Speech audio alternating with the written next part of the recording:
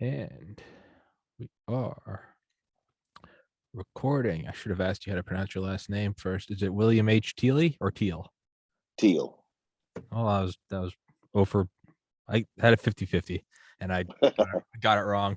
For all future listeners, today is Friday, July 22nd, 2022 at 2:25 p.m. Eastern time, episode 866. And you, my friend, were directly involved with or whistleblower for or are somehow adjacent to TWA Flight 800. And there's very little I do know about it.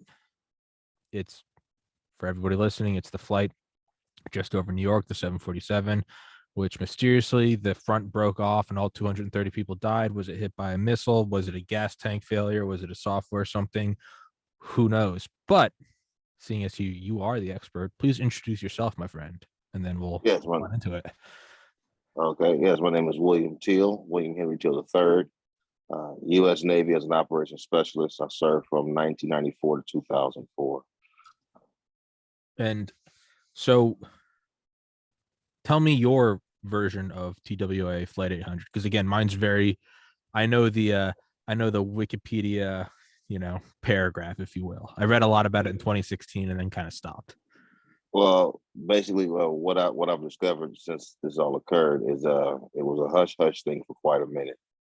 Being in the Navy and being deployed and being active, you kind of tend to not pay attention to the news. So we were not really tuned into the news. We really didn't care. But what had happened was when we got out to sea, we were actually conducting what's called a battle exercise. And in the battle we get a formality and we do what's called a lot of massive drills pertaining to if you were at war or if you had to go out and do a mission, certain missions. In the process of doing this, we were conducting what we call a low, slow flyer exercise. And in this exercise, most of our drills we were doing at this time are all simulated. We have what's called an ATG, a float training group that comes on board, evaluates, and determines how well the fleet does as a fleet. In this scenario, there was supposed to be a drone trailed behind an aircraft 1,000-foot chain. We're supposed to lock that target up. No one's actually supposed to fire, but it's just more of a simulation with a little bit of what we call live action without no firing. TWA actually had hit the profile of what we were looking for low, slow flyers, walking no modes, no codes, flying in an air route, and then it's supposed to turn towards us. This was a scenario. In the process of doing this, I watched and observed it. And then at the same time, I also heard on the radio that we hit an Airbus. An Airbus is what we call a commercial aircraft. Like I said, I was young, I was active, and I was really busy in the Navy as far as trying to learn and progress because I didn't like the job I had as a deck seaman. I didn't like chip painting and grinding. So basically, it's like somebody going and say, okay, I'm working at a professional school and you got me here as a janitor, but I want to be a professor. That's kind of how I felt. Yeah. So I wanted to learn a lot and I wanted to get into the job to where they couldn't tell me no. That was the concept. Don't allow you to tell you no. So learn as much as you can. So as I was watching and learning what was going on, we were talking on what we call link coordination. I later began in the Navy. I later, I'm not gonna say perfected it, but gained enough knowledge to where I was able to sit as a watch supervisor and become the same person who was sitting in the same seat when this happened. So when it came across the cord, after they said they hit an Airbus, it got real silent, got real quiet. But inside CIC, Combat Information Center, where I was working at, it's a secure space, which means you have to have a secret or top secret clearance in order to work here, to work in that space. At the time, I was striking deck division, so I didn't have an actual secret clearance. I had what's called an intern, which means I was going through the investigation background check to gain that clearance, but I had authorization to be in the space. While I was going on, the plane was hit. My captain was very, very close to me. When I say close, we had an understanding of a lot of things. He's the one who actually came and told me when Tupac got killed, we were underway, that he had heard that he had killed. He came and told me on the bridge wing. And the fact that Captain Ray also smoked Newport cigarettes, which was a brand I was smoking. He was really cool. Yeah, Captain Ray was really a really good captain. He was one who would wear like the khaki pants and his moccasins and his slingshot at nighttime when the ship's like 9, 10 o'clock when everybody's kind of laying low. Yeah. But when this all occurred, I watched this man actually get upset because someone fired the wrong missile. He was specifically saying, how do you not see on the rail a blue missile and a white missile? A blue missile is a training missile. A white one is a live missile. So as the scenario kept going on and they were having communications about it, they ended up leaving to what place called Radio Central, where they actually could talk more on a secure network, because that's who actually controls the communications throughout the ship whenever we transmit outside the ship. But it was ironic when we got to Bermuda that I just discovered this why it was so strange, is that we were steering magnetic towards Bermuda. And the process of that was training of learning how to use the magnetic compass and not use the gadgets. So they turned all the gadgets off. Okay. And someone was telling me now that there's a reason why y'all turned your gadgets off. Yeah. So your location don't be given. Yeah. And I was like, well, it's kind of strange. It kind of coincides to when I got to Bermuda, they told me basically this never happened. And it's to stay on board inside CIC. It don't leave CIC. And it never happened. And once we were all communicating together, we were sitting there, and that's when I realized, like, wait a minute, something's not right. And they told us all to go down to the berthing in Bermuda. No one's leaving the ship. This is a quick stop for fuel. People coming to get some things from us, and then they're leaving. And then as everyone was leaving combat, my OS1 told me to collect all the logbooks. He said, I need you to collect all the logbooks, tape them up, put your initials on them, put them in this box, grab the tape reel for the RD390, and put that inside this box so we can actually get that handed over to them. They came and got the items, and then when I saw everyone was leaving, get ready to get back underway, I went back to combat, and my OS1 was sitting there, and he was telling me, he's like, hey, let me tell you something. You can't say one word about what has happened, or the government will screw your life up by your social security number. And I was kind of nervous, so for a while, I never said too much at all. But as things progressed in my life, something happened where I was like, wait a minute, I had to think back. And the nightmare was haunting me of hearing that if you ever say anything, your life will be ruined by your social security number. And then I started remembering playing back what was happening and how it was going on. And I started looking for these individuals that I was sitting between, and I couldn't find them. I couldn't locate them. And then I ended up contacting a guy by the name of Ray Lara. Ray Lara is a retired United Airlines pilot, and became a good close friend of me afterwards, after we had communications. And he introduced me to a guy by the name of Jack Cascio. Jack was actually writing a book on what was called TWA 800, to cover up conspiracy behind it. And I kind of helped him with a few pages, because as we communicated, there was information I shared with him that, like I said, that I couldn't make up. To know he's in what we call Whiskey 105 box. The Whiskey 105 box is a live firing box. We only fire small arms, not missiles. And I found it to be strange that a missile actually left the rail. And Jack and I kind of collaborated together. I helped him out, and then he kept me out of the book bank for security reasons. But I was still scared that by me saying something, that this can happen. And so I just didn't really speak. But what caused me to come to the front table was a guy by the name of Dave Getke. Dave Getke is a father of one of the children that was on the plane. I made contact with him. I don't remember how, but we ended up communicating. And as he continued to tell me how much he loved his son, the more I continued to come out, the more I continued to say things. And I made a YouTube video 7 years ago, and it was like no one really paid attention. Everybody figured, okay, well, why are you coming out now? Why are you talking now? It's the truth. And when you finally realize what the truth is and not be afraid, is the reason why I came out.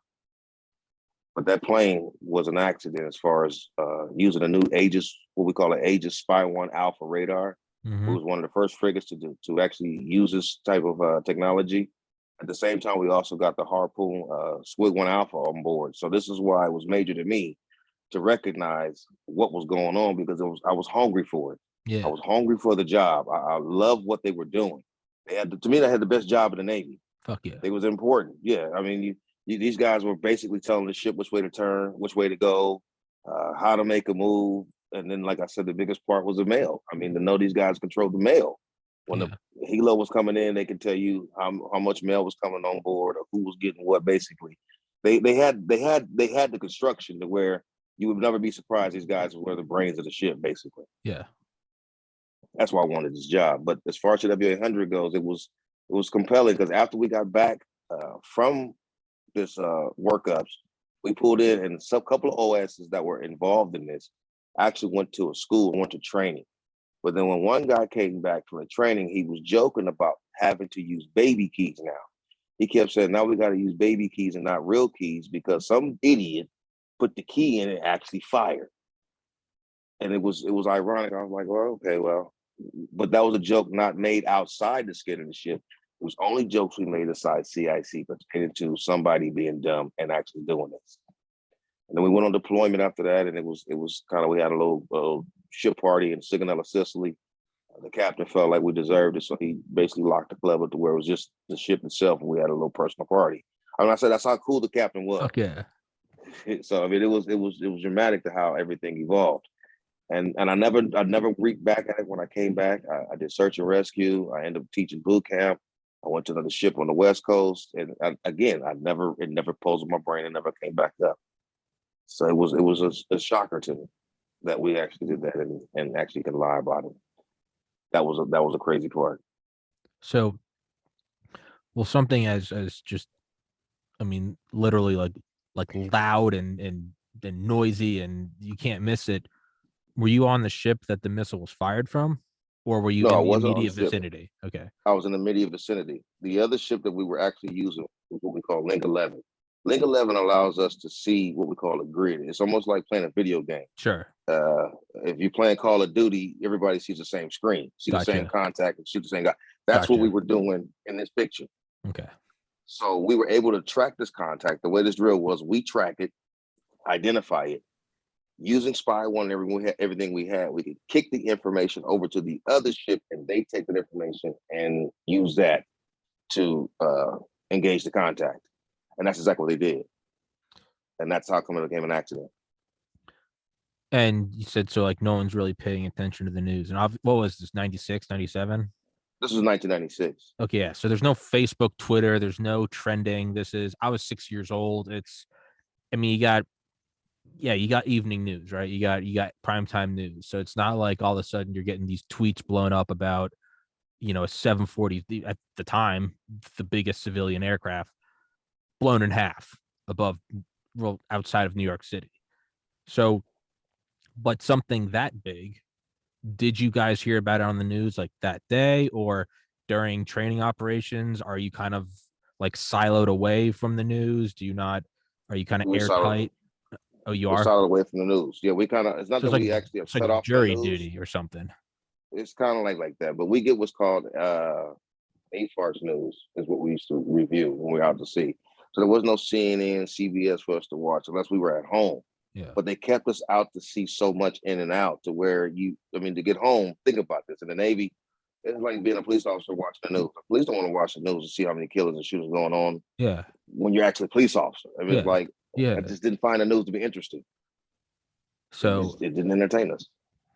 But at some point, you do like hear the news of like a 747 cracked in half 5 miles up. Like, regardless if social media exists or not, when it exists or not, that's still big news, right? Actually, no, it wasn't. It was not even a discussion on the ship. I could not believe in myself to play back. After we got back, we never heard about it. There was never a conversation on the ship. No one was like, oh, did you hear about the plane that crashed? Or it was none of that discussed. Nowhere on the base, nowhere, period. Right. So the guys that did it, though, they knew immediately. The higher ups knew immediately. Yeah, the higher ups knew immediately because my ops boss was kind of a weird guy. He was one of those that was really just not, I say free mouth. If you were stupid, he called you stupid. If you was an idiot, you was an idiot. He called you that to your face. Yeah. He didn't care. No filter. And then no filter. Big time no filter. There's another guy named Hartz. There's another guy that was like that, an OS2 I had that was actually the one who knew the scenario. I want to say he almost knew who the shooter was because they were in school together. And he was like, man, this has got to be dumb. I mean, he would say smart things and say some things that was ironic. But as I was playing back not too long ago about OSs, we had a logbook to where we would jot down little things of like, okay, well, today so-and-so OS1 dum-dum or OS2 dum-dum today did this, or this is what happened. I mean, it was comments to be made, and I remember that logbook, and I wasn't allowed to actually go into the logbook because I had not made third class yet. Yeah. And they didn't give me, it was entitled to what's called watch supervisor. If you wasn't a watch supervisor, you couldn't write in the logbook. So all these guys that was higher up above me were writing in his logbook, especially what had happened. And they kept that quiet.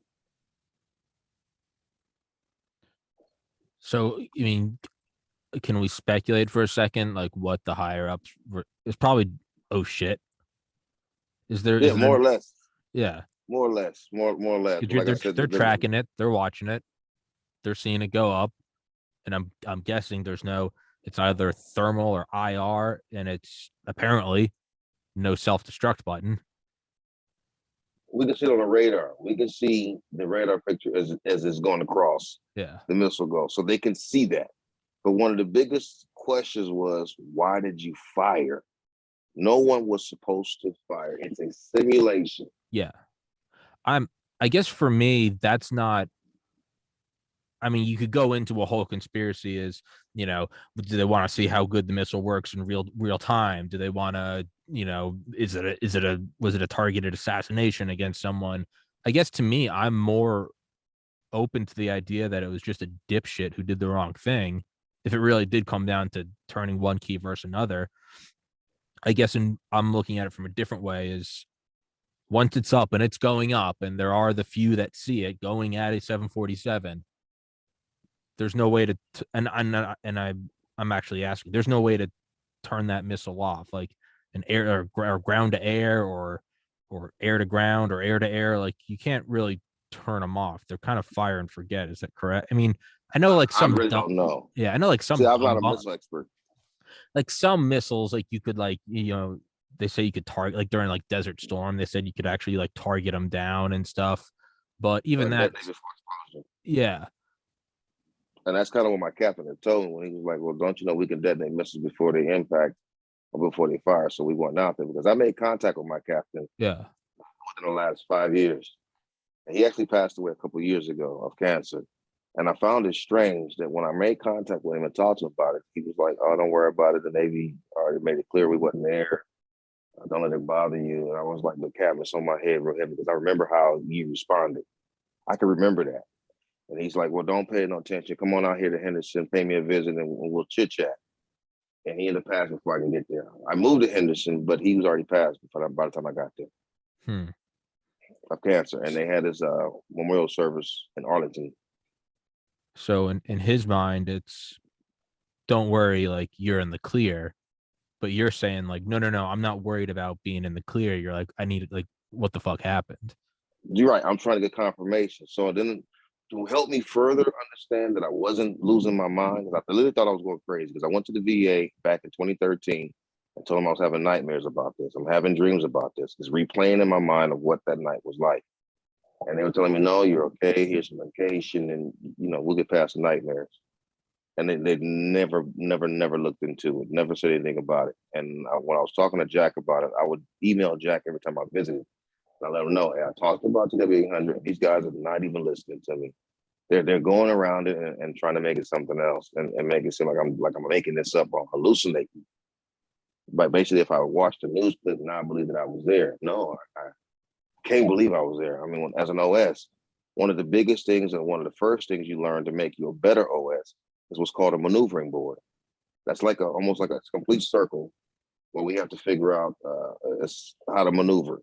And the maneuvering board, we figure out true winds and how ships positioning, how to take position. And it's a very, very not complicated, but a mathematical thing to do. And I was intrigued to do that. That's what made me more strike harder as an OS is being able to be called on to get something done. Yeah. If they needed something done, you'd be like, hey, get OS2 over there and he'll get it done. He'll show you how to do it. I wanted that image. I enjoyed it. Yeah. So I ended up sitting in air court about a year later when Kelly and Miller left. Those are the two guys who were sitting in the seats who heard the conversation. They were actually good friends of mine on the ship because they took me from a city boy from California, where I'm from, and to the South. They showed me the South and showed me that there was life out here other than the city. So that's really why we were so close. So it was an experience that I hadn't ever experienced. Mind you, I'm 20 years old when this happens. I just graduated high school in 1994. Here I am 2 years in the Navy in 96. So it was new to me. So the question isn't whether or not they shot it down. It was So we could agree on that. Like the Navy did shoot it down. That's correct. The question is now, Why? why? Was it just some dipshit? What other reasonings could there be?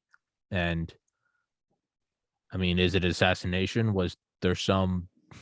Is the CIA tracking some private entrepreneur from a different nation, and they've got him here, and we've got him now, and plausible deniability? We could say it was an accident. I mean, I don't. It's not that they'd want to see if the missile worked. I mean, you fire a million of them. They've been using F-4 Phantoms as drones for like 50 years. You could go shoot whatever you want. Do it out in Nevada test site. Do it out in the Pacific. And even as a real world exercise, you could still go find plenty of shit to go shoot down in in like the Arabian Gulf or something. But why TWA-800? Why? My question. Yeah. It raised a lot of speculations too, because for what I heard in the reports, the TWA-800 was on the tarmac for quite a while. Yeah. But there was one thing that puzzled me, the way I feel like maybe it wasn't really an accident sometimes, and maybe it was an assassination, is because the drone that was supposed to pull the plane never left the airport. Oh, fuck. Never left. Right. The one that we were supposed to target never left.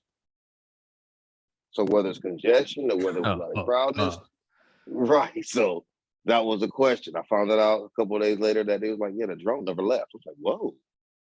I didn't He never came out. Yeah, the drone never came out. It was supposed to come out, but he never came out. So it'd be one thing if the drone was out and they still fired, and it's supposed to be a simulation, not an actual firing, right? It's right. Even Commander Fravor, that fighter pilot that was on Joe Rogan talking about the UFO off the Nimitz in 2004. He talks about how they have like the fake missiles on the plane because it's for training. He says it's like a big blue thing. It's got a padlock on it. He's like, you can't. He's like, it's a hunk of metal. It's got kinetic energy if you crash your plane, but there's no fuel. There's nothing in it. It is as much as a missile as a crowbar is. It looks like it's a representation of it. Like, this is a gun. Like, okay, sure, this is a gun. There's no way it can accidentally fire because it's my hand. So I could still see just the dipshit getting losing his job, dishonorably discharged. You fired a missile when you weren't. Where's your situational awareness? If the drone's up, the drone's not up. Okay, devil's advocate though. Did they know the drone? Did they get the guys, just the bottom guys carrying out orders? Did they know the drone wasn't up, or did they see the target and go, "There's the target"? Like I said, I think we jumped the gun, because when it was flying that profile, we was understanding that the drill had started, so that TWA-800 fit the script of what we were supposed to be looking for. Because we had these guys on board ATG, and this was our first time coming out. We was trying to make ourselves look good. Getting graded. We had to prove, we getting graded. So we got to teachers over your shoulder. You're like, fucking do it right. Yeah. Yes. Yeah. It's the coach watching you in basketball practice. You're doing all the bounce passes correct. You're fucking, you're following all the rules, trying not to. Coach is watching versus you, versus you fucking around at recess. Correct. That's correct. And well, then Captain Ray left and went to teach war college as soon as we got back a year later. Not even a year later. Well, to me, that would almost, and I'm the reason why I'm playing all sides is I'm just trying to keep an open mind. To me, that would almost play into somebody kind of having nerves and doing something wrong, because coach is watching right there and you're getting graded. And maybe it's just drilled into his mind, you do this, you do this, you do this, you do this. And he just does the real one instead of the fake one. I don't know. But it is. The reason, you'll be the first to hear this one. The reason why I believe the cover up could be, you're gonna get me killed. I'm getting myself killed, and that's the part I just don't fear. Yeah, it's fine. Ever since I started interviewing Dr. Malone and Dr. McCall last summer, I've just figured that I'm just gonna get iced one day. So whatever. Fire away. Right. Go fire away. Yeah. So the reason why I know the Navy could really cover up and do what they do is I was another part of another cover up back in 2002. I'm also what's called an anti-submarine tactical air controller, an ASTAC. And we were off near China, Japan, near the China Sea, and we had two aircraft, two P3s. There was a Japanese P3 and Australian P3, and my senior chief was an AIC. The Orion. Long story short, yeah, the P3 Orions. And make a long story short, as an Aztec, I control most of the helos, but I'm also able to control other aircrafts. Okay. Helos is what I specialize in. But this particular situation, the P3s came across was called IAD, International Air Distress. I think it's like 121.5 or something like that in that nature. I forgot the code. It's been so long I've done this. But they came across the MAD channel, or IAD channel, hollering Mayday, Mayday, Mayday. And I was looking back at my senior chief, and he was like, get that call. I'm like, that's not my call, but I can get it, but they under your control. You're supposed to be watching the picture for them. He's like, I know, I dropped the ball. I just need to get that call, answer it, and see what they want. So I answered it. They told me they almost had a mid-air collision. It was about 300 feet, supposed to be 300 feet separation. It was less than that. And they saw each other too little too late, but they didn't collide. But it became a real big stressor to where I got in trouble for it because the senior chief said, look, I need you to take the fall for this because if I do, I got to go before Congress and explain why I was on my pom-pom and playing hangman instead of watching the picture. So long story, again, another story short, I got a little trouble on the ship and I was upset that he had pulled that move, and then we pulled back in, and I ended up getting some commotion on the ship where I was UA for a couple of days, and I had to tell the captain why I was UA. I was like, this division is supposed to take care of me, and they're screwing me, and they're denying my leave. And the captain was like, well, I'll tell you what, when you get back to the boat, we can have a one-on-one. I returned back to the boat 2 days later, and they tried to give me XOI to go before the XO, which is where you go before captain's mast. And I told him, I don't care. The captain said to see him. So I had a one-on-one in the captain's stateroom, and he asked me what happened. I explained to him what happened, and I told him why I'm having this conversation with him due to the fact that they're not doing what they said they were going to do. They were going to help me with a situation, grant me the leave, and then they denied me the day it occurred. And he was like, well, that's not right. I was like, because I took a deal for these guys. I took the bullet. I had you rip me a new one about that P3s almost colliding. I had to tell you that I was sleepy and tired when I really wasn't. It wasn't my fault. So the captain made an agreement to give me what's called an early out to attend school, which I didn't do. It was just to let me out early because I wanted out. I wanted out of the Navy for that situation. So when I watched them cover up and do what they do and play that game, that's why I believe that this is very much so true. This ain't my first rope move. This is not my first time. So this would play into like, I mean, no one with two working brain cells doubt that cover-ups happen, right? I mean, it does happen. I guess the question we're circling is, was this just a game of political fiefdoms and watching your career, and did someone take the fall? Hey, somebody's drunk driving, and you're in the passenger seat sober, and the lights come on. They're like, "Fuck, get in the driver's seat," and you're like, "All right, I'll get the ticket." On one hand, you can see that, right? It's some dude who's playing hangman, and he wants to go become admiral in the future, and he's just like, hey, fuck William, he's just this young whatever. Yeah. Okay. You could see it with TWA. It's much bigger, but you could see like, hey, fuck this. It was just the wrong thing, wrong time. I've seen too many mistakes. I also watched firsthand. But shooting down a 747. It can be careless. The reason why I say it can be careless because I watched the Lady Gulf run into the back of the Theodore Roosevelt. Yeah. It was part of our second deployment. Yeah, when the Lady Gulf ran into the back, and the excuse was the Lady Gulf didn't know the TR was backing down. We all heard the tactical command that the TR was backing down for flight ops, but the Lady Gulf missed it. Somebody on the bridge was either sleeping or not paying attention. That's why I say, well, I understand the mistakes happen. Oh, sure. It's human error.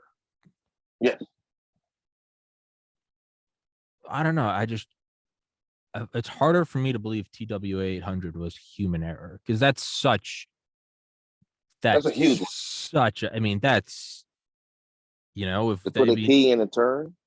The conversation was this guy put the key in and actually turned it. When actually in a scenario, you're not supposed to put the key in it at all. But like, when did commercial flights start? I mean, the 30s, the 40s. When did we start researching missiles? The late 40s, 50s. There have been missiles all over the United, not just ICBMs, the Exocets and Harpoons and Sparrows. And we've had missiles since Eisenhower was president, up and down the coast. You got Coast Guard, you got fucking whatever, you got on land, you got the National Guard, you got NORAD, there are so many like loaded guns all the time. And there are so many flights, except for 9/11 when they down all of them, that for decades there are so many flights and there are so many missiles. In NORAD, it's tracking everything, ready to blow anything out of the sky, but it never happens. It goes to show that they have safety protocol. And maybe I'm making my own point. Maybe it was only a matter of time before an accident happened, right? If you've gone this many years with this many thousands of flights and no missiles ever accidentally go off. But to me, no, because if it was as simple as someone putting the wrong key in, this would be like a yearly thing then, right? It'd be like, That'd be correct. like Multiple mistakes. I think like a month ago, like another like V-22 Osprey crashed or something out in California, killed 5 Marines. But I mean, you hear about training exercises about once a year, right? Yes. You hear of they were using live artillery or something, or a helicopter, just missed the back of the ship, or scuba drowned, and it's sad, but I mean, it happens every year and it makes sense. The size of the US military, the number of drills they run. Yeah, shit happens. Yes. But never is it like, well, once a year a plane gets shot down. It just, I don't know. And I mean, this is post Cold War, where when planes were accidentally shot down on both sides. That's correct. So I mean, it's not even correct. like this is the first time. Like, this has happened, and what rule books are written in blood. Like, this has happened, and you have to be careful about this shit, because what was it when that one was shot down near like Russia, or the Alaskan Airlines one, I think, was shot down. There was a U.S. congressman on there, and this is during Ron Brown when he crashed into the building. Yeah. He crashed. That finally crashed. Oh no, I'm talking about when there was a I think it was a 747.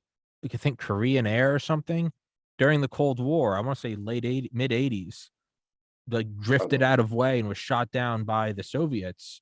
And there was a U.S. congressman on board, and like Reagan brought. I mean, and this is so we're on nuclear alert. We're like, is this an act of war? And then I think it happened again several years prior. Like, we shot down a flight that had Soviet people, but like during nuclear brinkmanship, these accidents happened.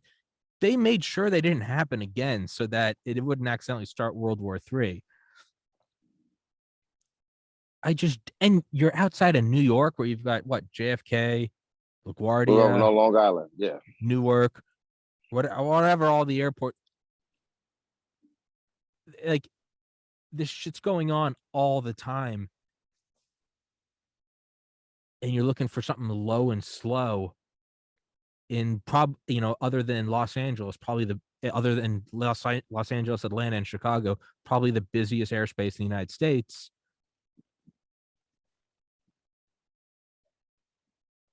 I'm not sure I'm okay just saying it was a fuck up. Most people are saying that. They're saying it's a lot more to it. And I've been watching a couple of videos. I even did a little digging myself, because I found it strange that the Clinton Foundation was founded right after that. They had a cure for HIV. Someone told me that's the cure for HIV. The person that was from France was on that plane. There's a lot of speculation. Oh, you can go all the way. Well, I mean, the bank. I mean, who were the several bankers that died on Titanic? They were all the bankers that were opposed to the Federal Reserve. Wow. That's not bullshit, though. Who was it? John Jacob Astor. Was he on it? Yeah. And it was what? This was April 15th, 1912. Yeah. What happens in 1913? They set up the Federal Reserve. Like, this shit does happen. I mean, right after Epstein died, didn't his plastic surgeon died like a month later in a plane crash because they used the wrong jet fuel? I mean, suck my dick. Like, you fuck off. Like, there's something wrong with this, and that's what I looked at it. If they did shoot it down by accident, you're hanging that guy out to dry. You're having the Secretary of the Navy come grab that motherfucker by the neck, and you hold him out at the White House and go, this man's responsible for 230 deaths, not the Navy. You throw him in fucking ADX Florence. Like, you don't hush it up. The saddest part is, as I discovered more of it, and like I said, came in contact with the father, was that there were 16 children on board. And what makes me think about it most is, what if that was my son on the plane? What if my kids on the plane? I wouldn't want nobody to lie to me and tell me that the fuel tank is the reason why my kid died. Yeah, the fuel. You guys really made a mistake. Yeah, the fuel scrubber. Yeah, I just found it strange. Not only that, it was like the worst way to die. The very front, like 10% of the plane, breaks off. And aside from the rapid decompression, there are people sitting there in their seats where all of a sudden they're looking out at a night sky 5 miles above the ocean. Their final moments was like the worst nightmare you have, where you wake up. Like, that was their final moments before they were either knocked out from decompression or killed a couple minutes later when it hit the water. That's what scared me. It's not even like It's not, because I'm gonna tell you where the nightmares got deeper for me. It was after watching and watching one guy explain. I forgot his name. He was explaining the warhead, the type of warhead it was, and I do remember the conversation of us having one sophisticated warhead. I don't know if it was a H. I'm not good at this one. Again, I'm not a missile expert, but it was like a HIER, ATIR, or some type of warhead that was supposed to be special, and we had it. That's the whole reason why we got this launcher, and we were using Spy 1, because they collaborated together. But even then, it doesn't make sense to let's go into like the darkest depths of our mind. Let's pretend we're just like CIA officials. We have no soul. Okay, yeah, let's see if this thing works. Let's shoot it at a real plane. You're not doing it over the United States. You're gonna accidentally shoot down something from Saudi Arabia or some bullshit country that's not gonna be able to fight us, like Sweden, right? You go, oh, it's a training accident, whatever. You're not doing it off the coast of New York. That doesn't. Yeah, that doesn't. You're doing it in like a multinational training exercise, and if anything, you'd maybe shoot down like another military plane, call it a training accident.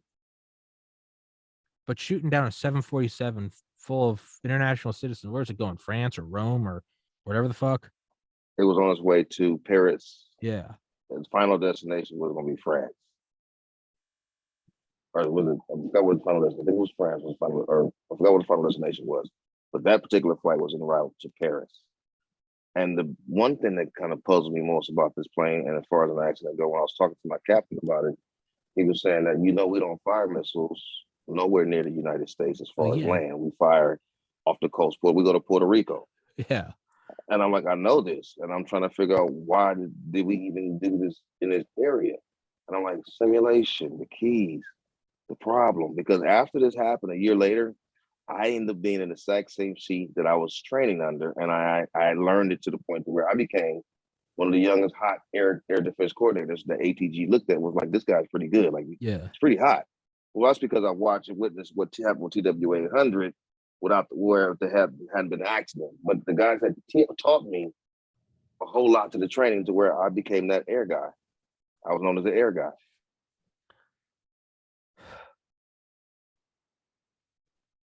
So then, if we're gonna go into full speculation, then what would it have? Like, why the reasoning then? Let's say the purpose was to shoot down that 747. I mean, it would have to be an assassination. Like, what other? There would be no other reason to fire that missile at that plane. Yeah, I mean, if you wanted to shoot down a 740, you could get an old decommissioned 747, make it a drone, fly it out over wherever the fuck, and shoot it down. To me, the plot didn't sound too good. You got a low, slow flyer. TWA 800 was given specific instructions to fly at a certain altitude, in a certain direction, do certain things. That was what's strange to me. Oh, so the TWA 800 wasn't given like a normal flight path? They was on the right flight path. I think they had something that was going on because it was so long on the tarmac. There was so much air traffic. And that's what puzzled me too, because I saw so much air traffic. How would you pick out this one plane other than it being fit in the profile of a low, slow flyer? There were other planes flying low as well, I noticed, but they were squawking and they had modes. But this particular moment, they said this plane had no modes, no codes. That's got to be him. It's got to be him. So it wasn't doing normal 747 shit? That's what they were telling me, that it did not squawk any modes, no codes, because they're supposed to squawk a mode 2 especially to let us know who they are. Every plane aircraft is supposed to squawk at least a mode 2. Yeah. At least a mode 2. Could it have been, let's play devil's advocate, if it's not squawking, is there reason to believe that that plane's been hijacked? And it's right off. I don't believe this, but let's just play out this simulation. Is there reason to believe that 747's hijacked? You're close to New York City. Granted, this is 5 years before 9/11, but do they blow it out of the fucking sky? Does the CIA come on board and say, we have intel that this is happening right now on this plane? You know, it's national security. Blow it out of the fucking sky. We'll cover it up. That could be possible. I mean, right? Because I mean, what, mid-morning 9/11, Dick Cheney gave the call to shoot down civilian airliners that don't respond. Like that's declassified. That's not a conspiracy theory. They gave the call to shoot down planes that didn't respond. Yes, they did. But that was after 2 planes had hit the World Trade Center and a third had hit the Pentagon. Yes, the one at the Pentagon, I think, was when he actually gave the call. If this happened like a year after 9/11, that would make a lot more sense. A 747 not squawking near New York City, blow it out of the fucking sky, right? Right. And say sorry later. And I bet most of America probably wouldn't care. They'd probably go, hey, fuck around, find out. This is right. Yeah, exactly. We don't play around. You got that post 9/11. Got us. You gonna get it too. Yeah. Fuck off. But pre 9/11, and it's post Desert Storm, so you're not even trying to false flag it to get us into a war. Because if you wanted to false flag it, you would wait for it to be off the coast of another country, right? Near Iran, near fucking Saudi Arabia, near Dubai, South China Sea. You'd have the system, you know, you'd have some black ops shit. You put it on like a trawler or something and go shoot it. But you're not gonna false flag a plane right off the coast of the U.S. during a Navy exercise. I mean, what was there an embedded mole in the Navy and who's been biding his time to shoot down, you know, finally get high enough into the system that he has access to missiles? So like the false flag scenario doesn't even make sense, because like it'd be one thing if it was a plane painted red, white, and blue carrying the Olympic team and it was shot down right over Iran. I mean, that's propaganda all day long, baby, right? You can justify a war. But shooting it down off the coast in New York during a Navy exercise? What's the angle? The strange part is they said 96 was a very busy year for former President Bill Clinton at the time. Yeah. Because he had a lot going on with the Monica Lewinsky scandal. I even heard the story about the Atlantic bombing. I didn't even, that's how bad the news I didn't know. Yeah. I didn't even know that there was a bombing at the Olympics in Atlanta. I didn't even know the Olympics was in Atlanta. Yeah. I mean, I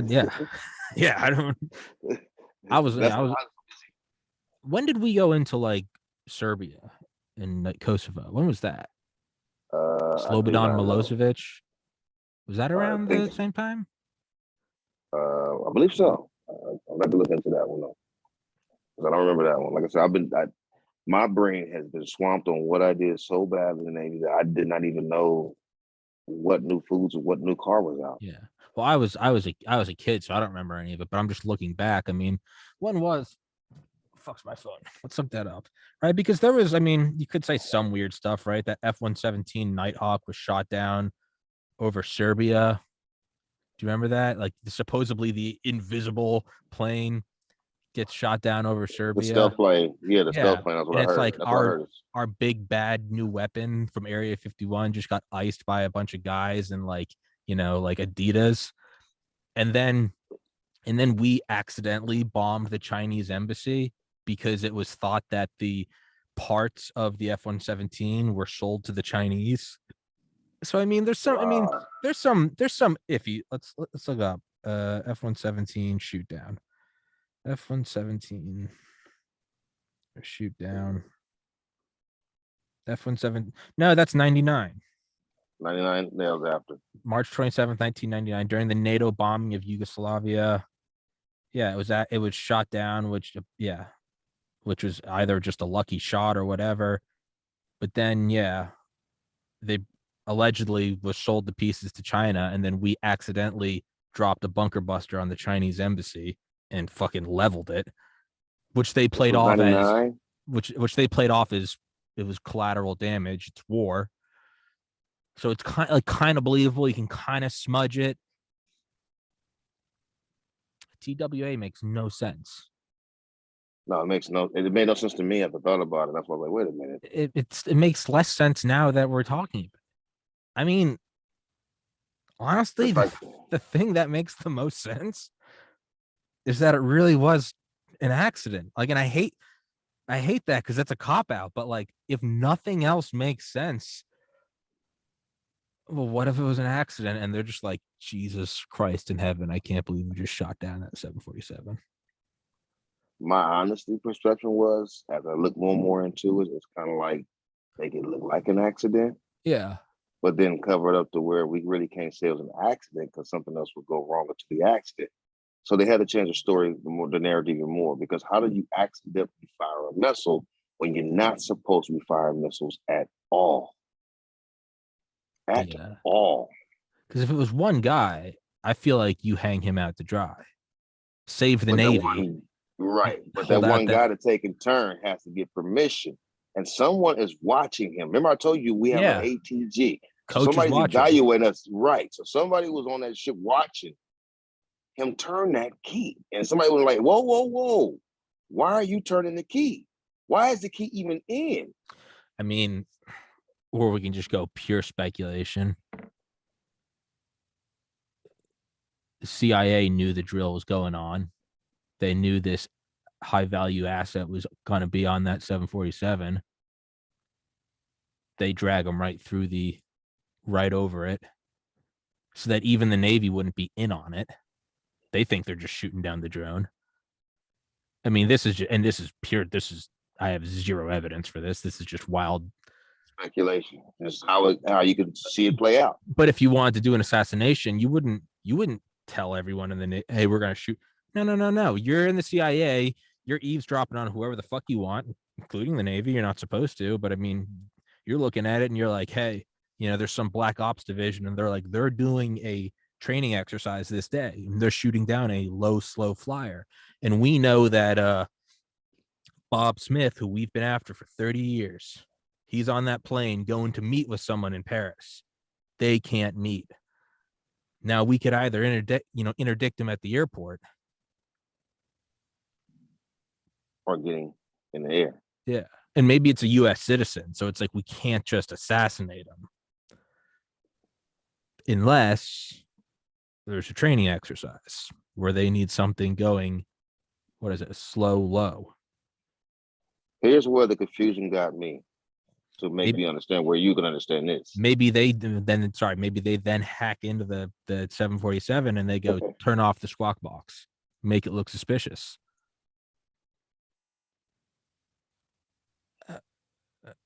I don't know. Sorry, what were you gonna say? This is where the puzzle piece begins for me. All right. The NTSB takes over all air crashes. FBI took over this one. Oh fuck. CIA gives you illustration. Oh no. CIA gives you illustration. They made up the animation. That was the official animation. There you go. Right. CIA was like, listen. Didn't their animation they go, see what a lot of people thought was a missile rising into the sky and hitting this plane was actually, they claimed that fuel was leaking and that it was like a reverse ignition, and what you were seeing is actually shrapnel, like burning, the plane was burning up. And although your eyes told you saw it going up, the reality is it was like a atmospheric distortion, and what you were seeing was the burning plane falling down. Why the fuck did the CIA Now you understand why I said one of NTSB is supposed to take over the whole plane crash. They do all plane crashes. I've never seen the CIA do a illustration of a Cessna that hit the ground. Yeah. I've never seen them do. So why are you giving the illustration? I mean, even if the CIA does do the illustration, why does the CIA come out and give? No, if you're the CIA, you do it, and then you give it to NTSB, and you go release this as your own with a gun to their head. This is national security. You don't need to know anymore. Be a good American. The fact that the CIA released it in itself is sort of a flex. Correct. CIA is not stupid. There's a reason why they released it instead of using the NTSB as a puppet. They released it.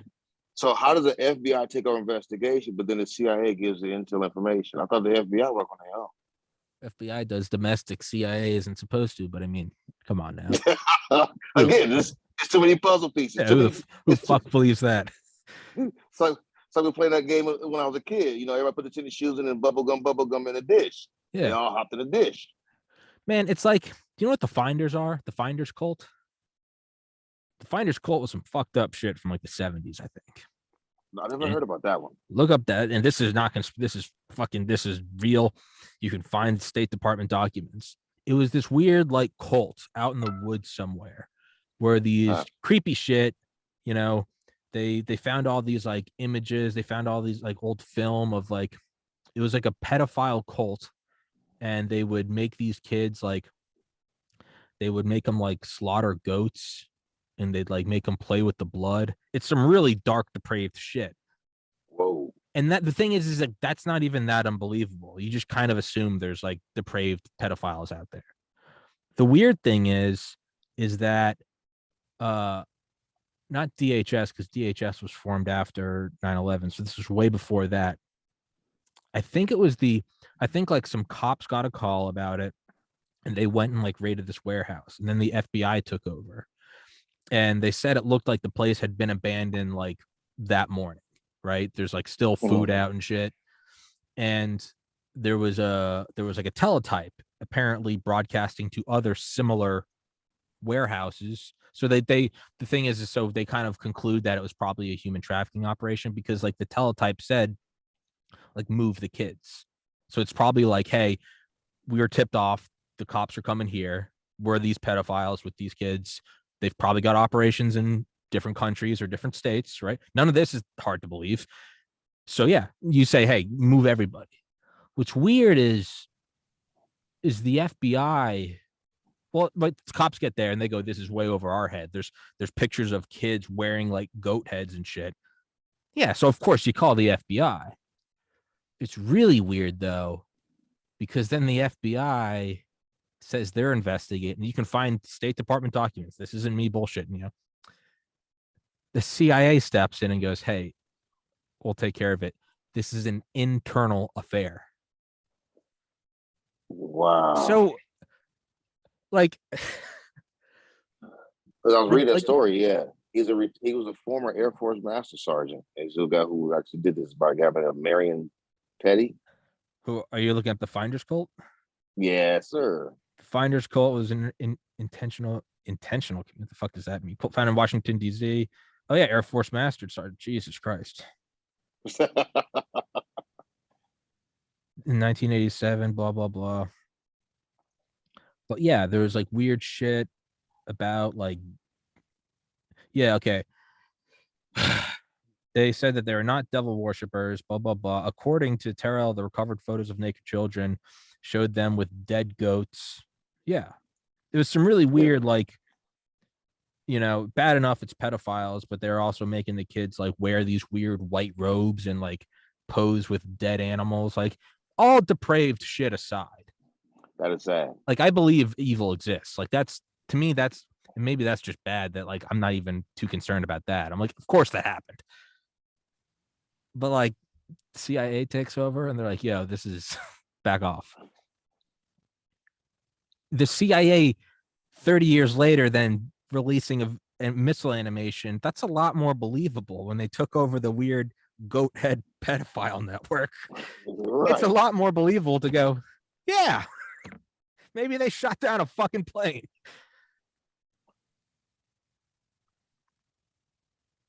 insane. I mean, what a perfect plausible deniability if you're the CIA. Do it during the Navy training exercise, and now the Navy thinks that they actually did it, and they're like, "Oh my god!"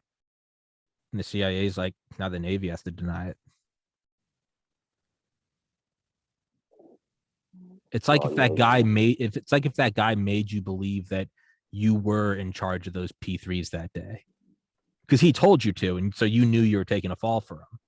Imagine if he had somehow tricked you into saying like, "Hey man, you're taking control today," and then it happened on your watch. You would never say, "Hey, this guy hung me out to dry," right? You'd never go to the captain. You'd go, "This was on me." that's correct. If I'm the CIA, don't inform anybody in the Navy. Have it happen on their watch so they think that they did it. And then we're just fading into the background.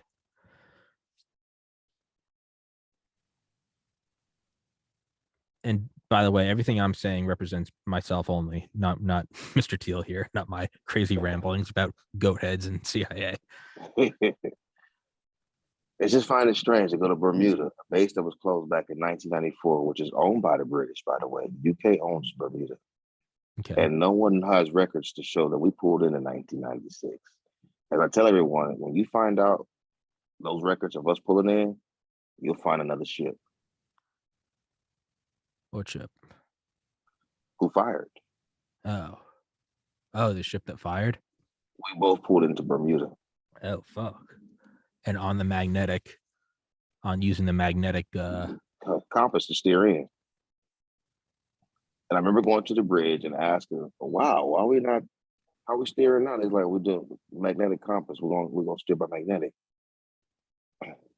And then for me to get that logbook, no one knows we steer magnetic because all those logbooks that went into Bermuda got collected. Everything that we used, track paper, DRT trace paper, everything that we had about us planning that area went into that box and went off the ship. And who is that? ONI? An OI division, yes. Yeah. I got the logbooks from the bridge because they keep ships positioning. The logbooks we keep because we kind of confirm with the bridge as far as where we are positioning with the ship. So we use radar picture, they use actual visual. That's the difference in the two, how we use technology and visual to make sure technology stays on track as well. It was the strangest thing that everything went in the box and left. But what tricked me the most was when he told me to put my initials on it, which is the proper way of doing it. Close it up, tape it up, put the date that you close it, and initial it. So whoever's got those books will see my initials, WHT, with 3 on it. And then they're gonna do a check on you every once in a while, keep tabs on you, and your name's gonna pop up on Tommy's podcast. And who's this? Here's a trick.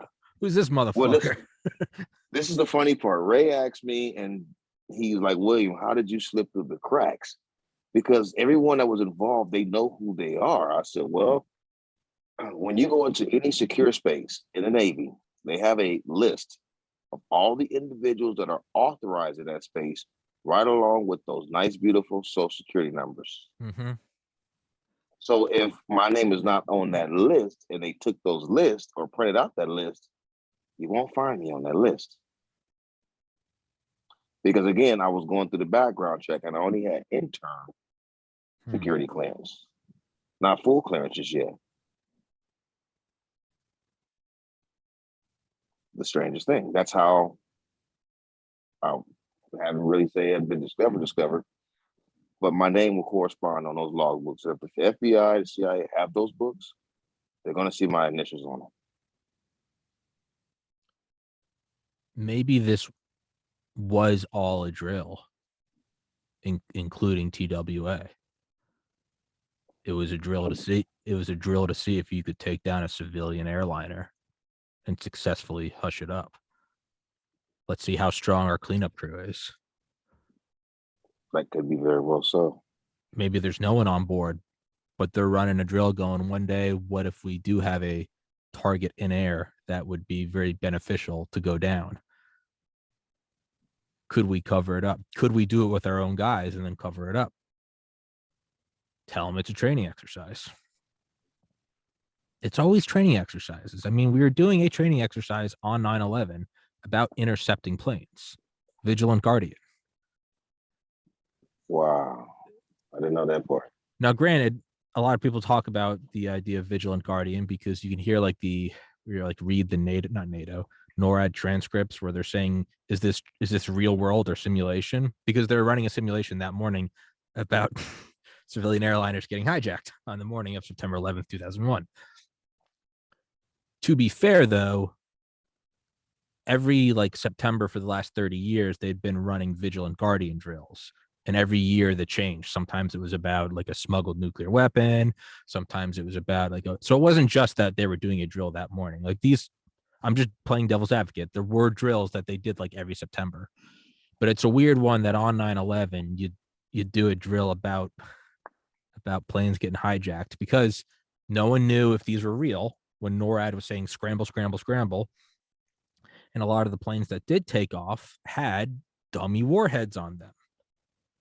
So they didn't have actual munitions to go intercept. Heather Penny, who I've tried to get on this podcast, she was a fighter pilot, I think out of Langley National Guard. Her and another guy got into two separate F-15s, and they weren't armed. They weren't outfitted with anything, and there was no time. They were scrambled to go find Flight 93, and they planned on kamikazing it. Heather Penny said, I'll go for the cockpit. And the other guy, I can't remember his name, call him Bob. Bob was going to go for the tail in case one of them missed because they didn't have any weapons, but they're fully fueled and they, fucking turn on those afterburners and you can catch up pretty quick. But the reason why it's because and this is from what I remember, it's kind of getting foggy here, but so many of the planes were in the air already because they're taking part in the drill Vigilant Guardian. They all had dummy warheads. So they get into these things. They don't have time to arm them. But so they just go full afterburn, like just full throttle. And they're like, we're going to kamikaze this motherfucker. It's very convenient that it happens during a drill. Now, devil's advocate, let's say it was a genuine terrorist attack. Let's say it was like a state-sponsored attack by like Iran or Saudi Arabia. If you have your own, moles and intelligence, just like we eavesdrop on them, and they know that we're doing Vigilant Guardian, well, that's the day you go attack, right? Because they think so. It's also not that unlikely that an enemy nation would do that. It's very convenient for us. Isn't that convenient for the CIA? But it's also like, yeah, if we were going to go attack someone else, we would do it on the day that they were doing a training exercise, right? Why wouldn't you? That's exactly when you would do it. That might be my best bet because on a training exercise, nothing's really live. They're not going to have any live ordnance. Yeah, if there's firefighters doing training all over the city, that's the day you go burn down a forest because they can't get there, right? They're all busy. They can't get there. Correct. And so like that much makes sense to me. That doesn't seem too far-fetched.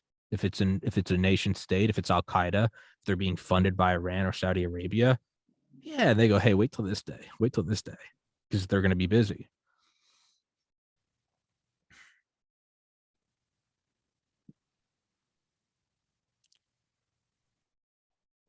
Is there any way that it was another nation state that somehow wanted that plane shot down? That would be the question. Could like a China or whoever, are they like, hey, fuck the US? They jam the 747 so it's not making any noise. They know it's going right over the Navy training exercise just to give the US a black eye. There was no bigger plan. It wasn't, it was just to give us a black eye and make us look bad.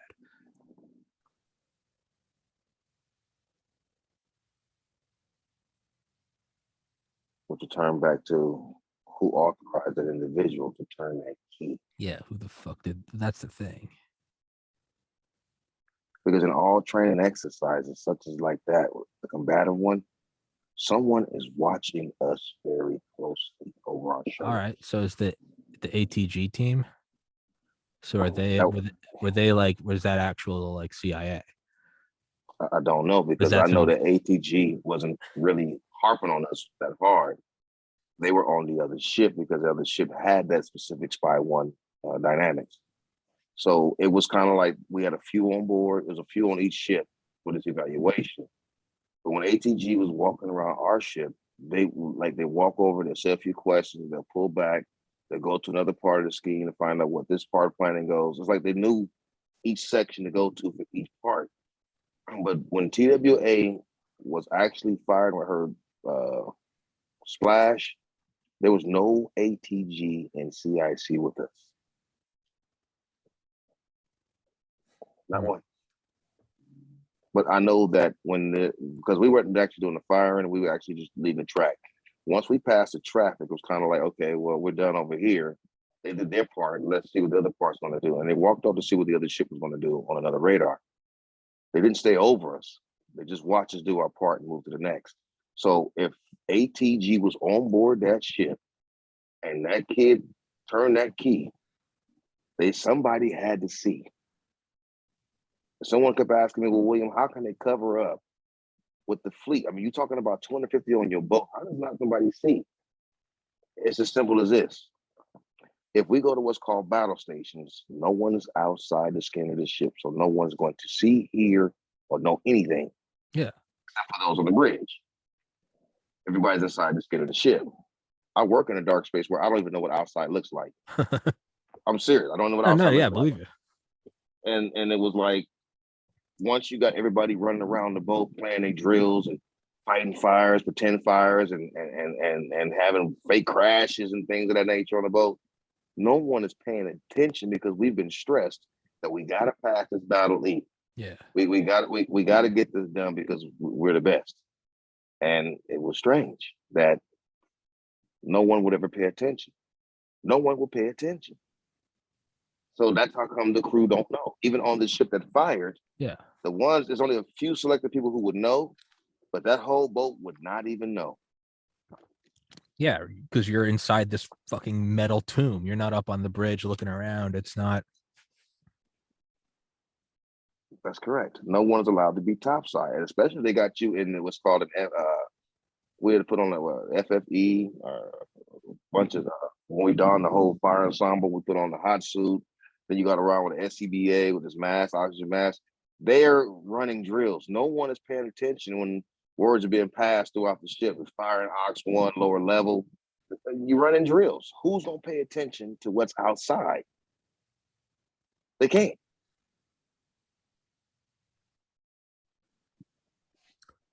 So on one hand, it seems like the most plausible answer is it was an accident.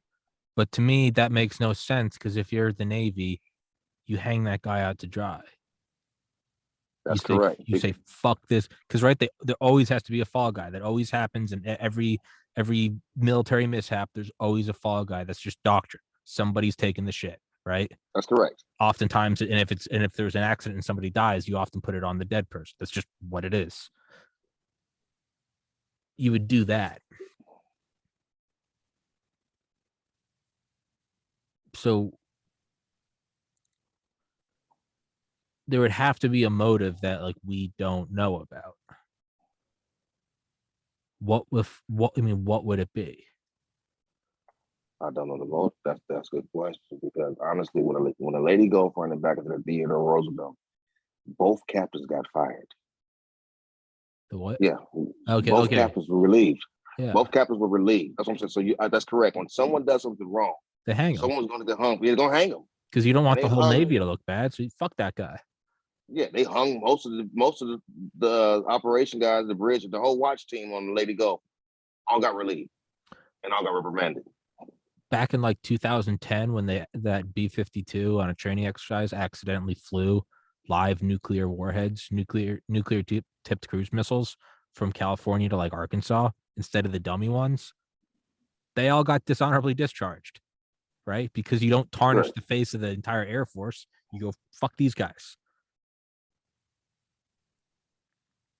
And none of that happened with this, though. Nothing. Nobody got reprimanded. I think got rewarded. My captain ended up getting back. We got back 6 months later from deployment. We left November of '96. He went to war college. Yo, somebody got rewarded for a job well done. That's what for covering up. Yeah, that's what it is, man. Somebody got a fucking job well done. Somebody got an approval to go work for the CIA after that. Had to. The two guys I'm looking for, I cannot find them. I'm not embarrassed to put it out there, but the names is Brian Miller and Patrick Kelly.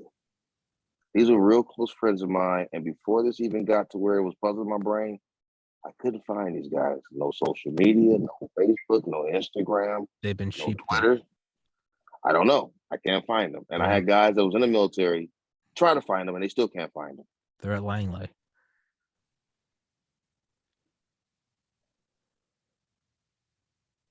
I mean, it makes sense that you'd have. I've always thought about this, like what would be like, and this is just kind of, this is more so fiction, but I've just always like pretended like what would be like the most black ops like unit or something. I mean, we know tier 1, right? Delta Force, DevGru. I've interviewed several Delta Force guys, really one, but and then there's the one above that, the CIA Special Activities Division. They're under the CIA, Title 50, not the DoD. It was formed under Eisenhower. They recruit from Delta Force and DevGru. They're like the true black op. They have 100 members. It's not, their shit never gets declassified because it never technically happened. I've always thought like what would be even more classified than that, and it would be like a false flag unit, and it would be, and this is just me thinking of like this is more 100% fiction, not, this isn't real, but I always thought like that's what you'd have. You'd have a false flag unit that carries out shit like Gulf of Tonkin or 9/11 or Boston bombings, and it would be, for the greater good. It would be like, we're going to kill a couple Americans so that the nation, can do whatever.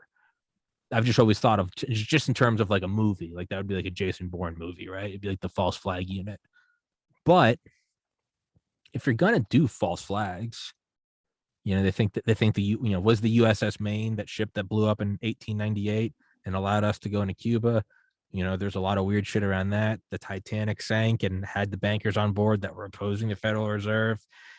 All those old ships were right next to each other in Pearl Harbor, which when they got struck, all of a sudden America was like, yeah, let's stop being isolationists. The Gulf of Tonkin, which didn't really happen. It was just radar echoes bouncing off each other. And then we said, fuck yeah, and went right into Vietnam. I mean, there's reason to believe we've done this before. And if we're going to keep doing it, might as well get a team. Like, if we're going to, right, if we're going to have forest fires that you got to put out, eventually you go, hey, let's make a team of forest fire firefighters instead of urban firefighters. If we're going to keep doing this, let's at least get a unit that's trained in it, right? Right. You're going to have brain surgeons. You're going to have eye surgeons. You're going to have orthopedic surgeons. If they only work on kids, you're going to have pediatricians. Logically, you would have a false flag unit that are either they are just the most patriotic motherfuckers in the world and they're doing this because it really is helping the nation, or they're complete psychopaths and they don't give a shit. They're just like, fuck yeah. Yeah, you would want a team. I don't know. Maybe this was like a trial. Can you get in? I mean, I'm just off the rails now. I'm just, I'm off in left field, but. Yeah, there's so much behind this TWA 100 of theories of there was a guy who was supposed to be going to jail for money fraud. Yeah. He had business partners in the United States. And there's speculations there was a guy who had a cure for HIV, and the Clinton Foundation now has a cure for HIV within less than a year later. Yeah, so I mean, it was so much. I've heard so much about why the plan can be hid. My false flag team, that idea it's too complex. You don't need it. It's too ridiculous. This is something I was thinking about this morning. Because right, so TWA was a prolific company. I don't think it was as big as like Delta or American Airlines, but it was a big airline. And it no longer exists. It's defunct. Right after this happened. I mean, was this just ruthless? Was this just a ruthless corporate hit? Is this like the CEO of Delta who fucking is rubbing shoulders with another guy who knows some guy in the CIA or the ONI, and he's like, hey, fucking TWA is based in New York. We don't need that shit. I mean, There was talks about because TWA had the only air route to London. They flew the only air route. They had the only air route. Man, the fucking vicious corporate, take them out. What's one plane? Take them out. They're gonna go under. That's strange. Again, That's I'm strange. speaking for Tommy, not for William Teele. This is my own ramblings. But I mean, because okay, there were financial benefits then of that company going under. The other companies get to pick up that extra business.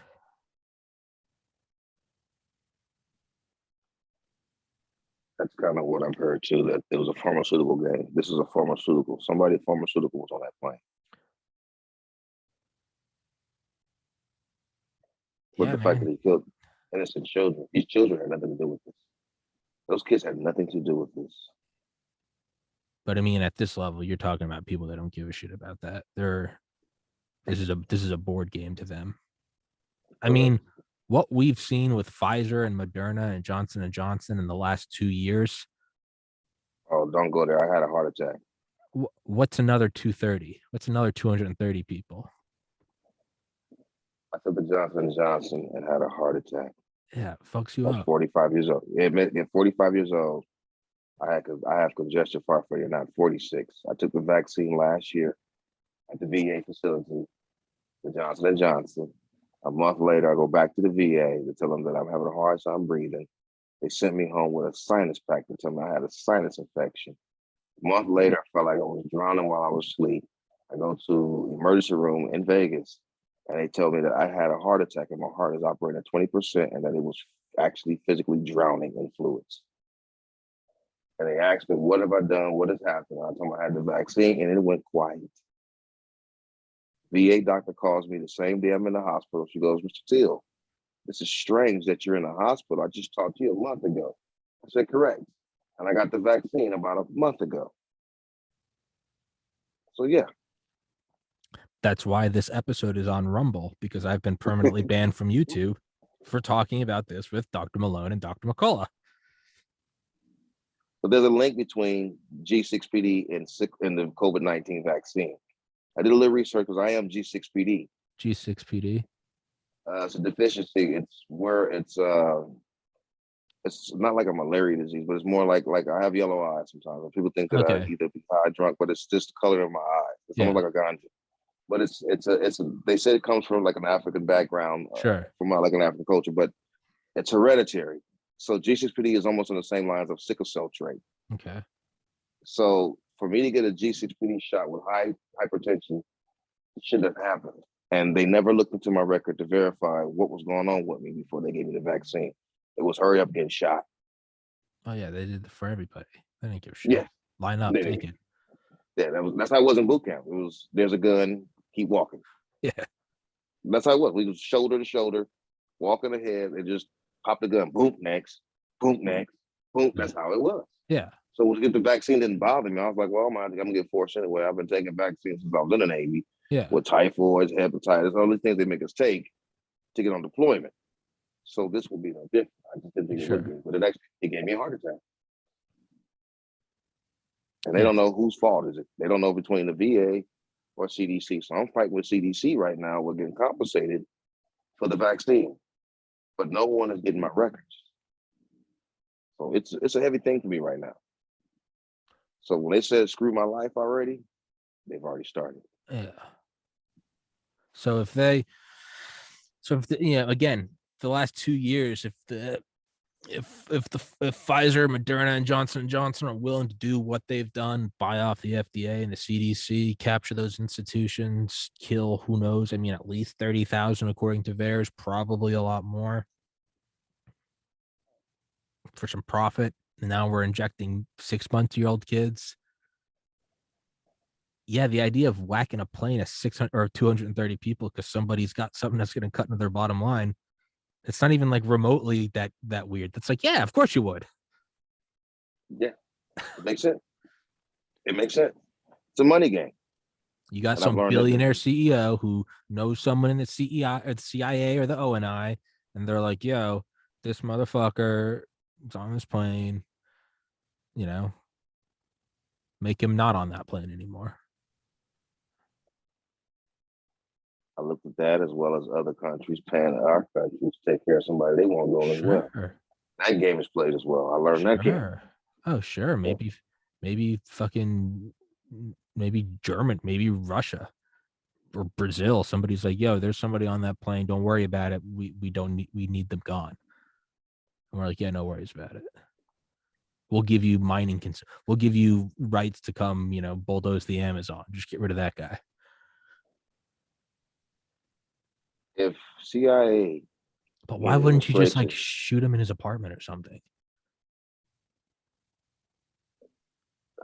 to make the, I guess, make the event a little bigger. Like I said, the CIA is giving an illustration. CIA is the one that kind of take care of people dirty work. Yeah. They're the one who makes trades and deals with other countries. Oh yeah. Not the president. No. It's the CIA is they do all the hey, we're gonna invade here, we're gonna knock out this guy. Which corporation's gonna pay us the most to get this? We're coming in here. We're gonna it is the military industrial complex. They're the clearinghouse. That's correct. That is correct. So in their minds, yeah, a 747 is nothing to them. No. We went in Iraq on false pretenses. We killed 1.5 million civilians. Fuck out of here. A 747.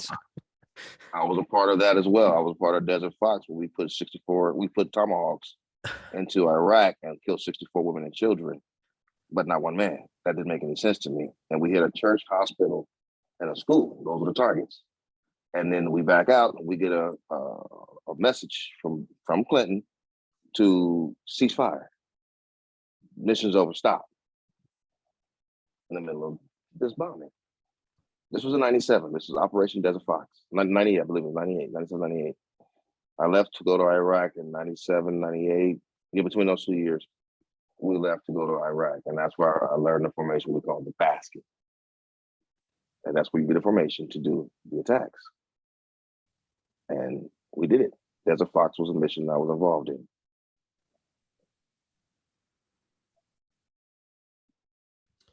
You gotta almost wonder if if this was like a test of hacking capabilities. Like maybe Homeboy didn't turn the wrong key. Maybe he turned the right key.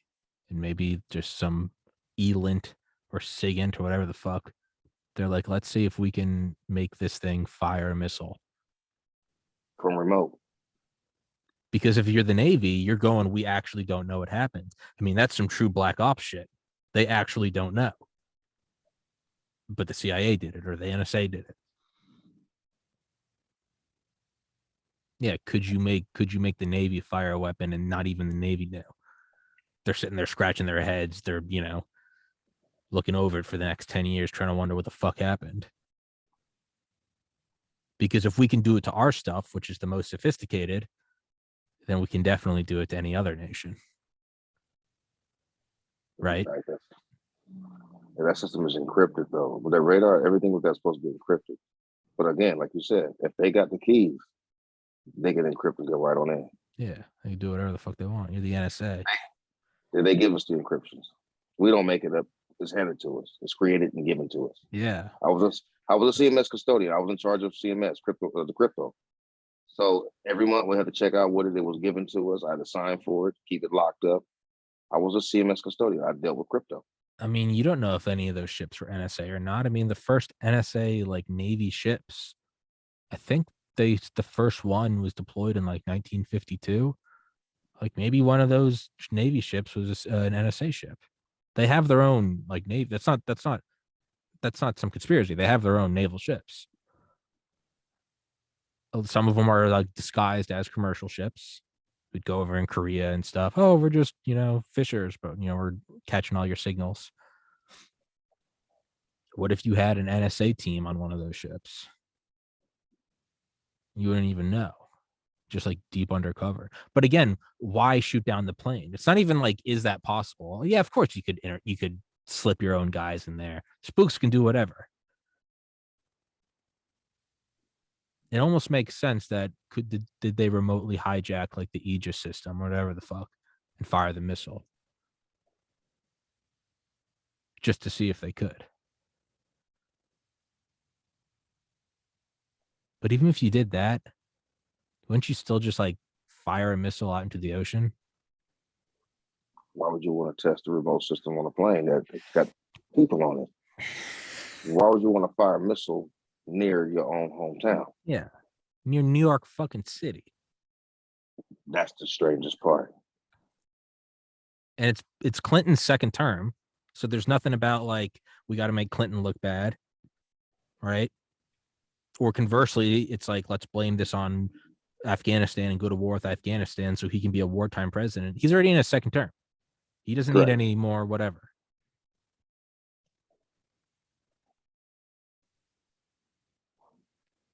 That's the strangest question. Why? Everything happened in 96 so fast. You got the, like I said, Olympic bombing. Well, I heard that they actually used the guy who was bombing abortion clinics.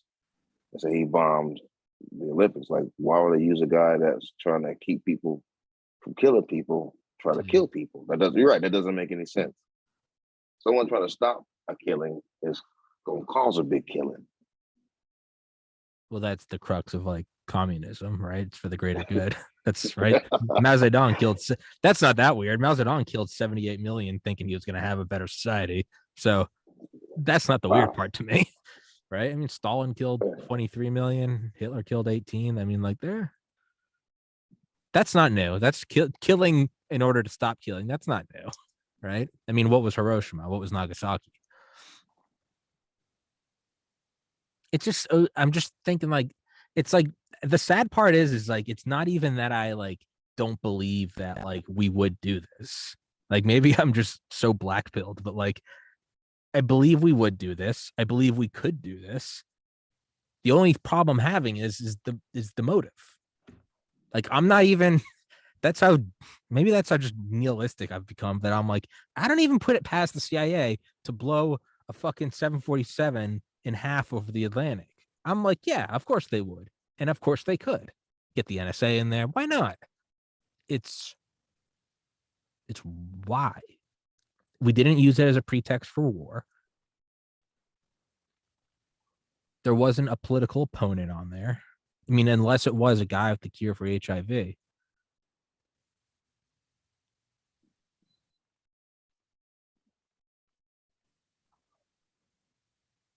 But if it's the guy with the cure for the HIV, I mean, dude, you're the CIA.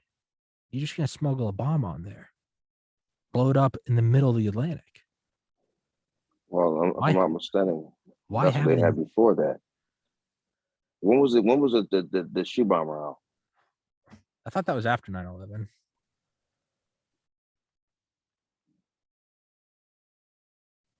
Shoe bomber was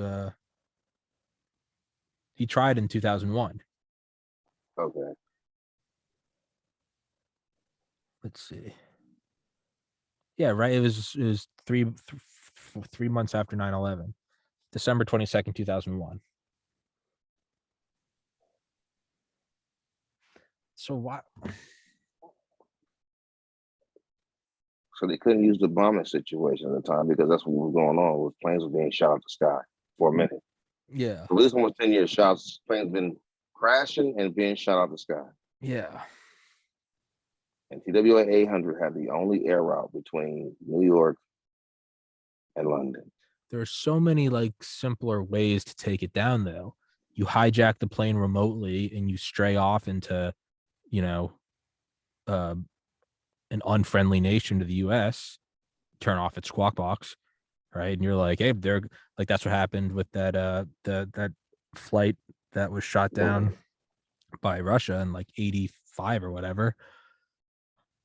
Right? You just fly it, or you could just crash the fucking plane, take it over remote. Why shoot it down with a naval group? It's the most like inefficient way to take it down. In terms of like, well, you want to make it look like an accident. You want to make it look like an accident. You just fucking, you have it disappear and have it just go drift north and crash somewhere in the Arctic Circle. Right? They're right? You just decompress it. But to have the Navy shoot it down makes no sense. Unless they were trying to intriguingly impress with that missile, and also were offering to sell those missiles. But even then, you just that warhead. But even then, you do that to a foreign somewhere. You do that somewhere else. You go, look, this thing can shoot down anything.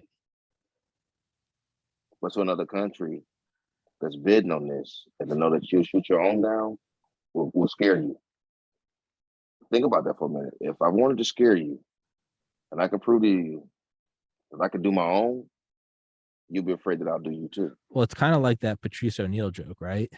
Yeah. Where he goes, you know why other nations aren't just afraid of the U.S. military, they're also afraid of the U.S. populace, because we have school shootings every week, and we just go, Other countries are like, these motherfuckers don't care about anything. I mean, right. You want to look real crazy, you go, look, we'll fucking shoot down our own plane next to New York. Boom. And our people don't even care. You're going, fucking America is nuts. Maybe it was just the biggest. Maybe it did, like, maybe that avoided a war that we'll never know about. Maybe it really did save millions of lives. Maybe China was fixing to invade Taiwan, and we were like, hey, if you invade Taiwan, we will kill every Chinese American. And they're like, bullshit. And they're like, hey, look, there's one Chinese businessman on this plane. Hold my beer. Blow it out of the sky. Now you're like, make a move on Taiwan. I dare you. China's like, Jesus Christ. You see now. I mean, man, you want to, make them fucking act crazy. But the thing is, for us to do this, another country had to know, which is why I'm saying the UK knows about this. We went to Bermuda. Yeah. The UK is not going to let a US ship just pull in without authorization, without permission, to a base that's been closed for 2 years. Unless it was a CIA MI6 joint operation. That would be the next phase, because who gave the illustration of this whole contest? Yeah, CIA. CIA. And they are our closest ally. Like, yeah. Correct. Yeah, we danced in World War II together. Yeah. We'll help cover it up a little bit for you. You cover it up a little bit for us. You scratch my back, I scratch yours. Yeah. But you're doing it so close to the seaboard. Like, you're not waiting to the middle of the ocean, maybe? Sometimes you get paid a little bit more for being daring. Maybe. Fortune favors the bold. That's correct. It may be, man. Jesus, I don't know. Maybe, who knows? Maybe this was like a message to Clinton. Maybe this is like the deep state or the CIA, the entrenched intelligence apparatus, going like, yo, like, they made an example in '63 of JFK. They're like, if you don't play ball, we're gonna blow your head open in public. And and then we immediately go to Vietnam after that. Maybe they're looking at maybe they're looking at Clinton, and they're like, we tried with Monica, and apparently you're still too arrogant. So check this shit out. What else do you think we'll do? And so 3 years later, Clinton's like, you guys want to go to Serbia? He's like, whatever you want. Signs the check. Whatever the fuck you want, baby. That's crazy that we play with other people's lives like that. That is, to me, that's what made me come out. The children. I didn't understand, why would you take down 16 children? I know kids are kids, but like you said, if there's a school shooting and innocent kids are dying, like you said, the numbers of a school shooting, mass shooting, here it is, 21 people died from a mass school shooting. Yeah. 19 are children. So you're looking at the population of children that the numbers don't really matter to you. Well, children don't really matter. Well, that's the thing, is it's a shift in mindset, because so much of, I know for me at least, like the just years of reading more and more about like the machinations of the quote unquote deep state, or whatever you want to call it, the military industrial complex, the intelligence apparatus, whatever, the corporate state. As you slowly start to realize that all these things are plausible, and not only plausible but possible. The last speed bump in the way to you accepting it is you going, but they'd really do that? At first you go, they can't. And then you go, well, no, physically they could. But the final thing is you go, but would they? And the problem there is that the vast majority of people are good people. And they go, okay, even if you could, you wouldn't do that. There are kids on there. I think that's what separates us from whatever, group of people run the world and have for millennia are the most ruthless. They're the ones that rise to the top because they will do what no one else will do. And so, yeah, they're looking at this full of kids. They don't give a fuck. To them, it's nothing. That's the strangest thing. So, but once you accept that there are people evil enough to do that, you can start looking at these things with a little more of a sober mind. Yes. You go, okay, once you accept, you go, okay, we're dealing with demons. Then you go, okay, what else could happen, right?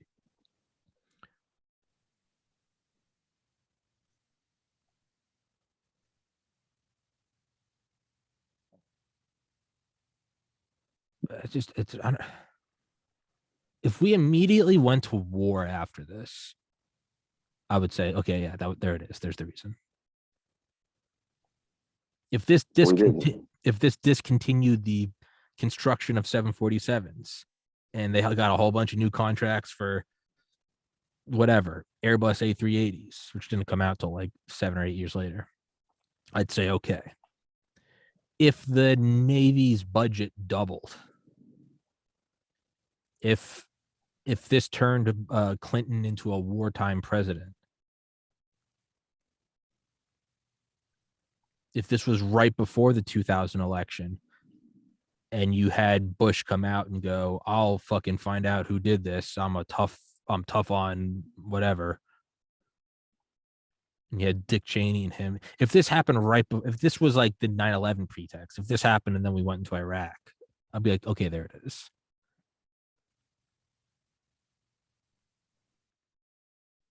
But none of that happened. No.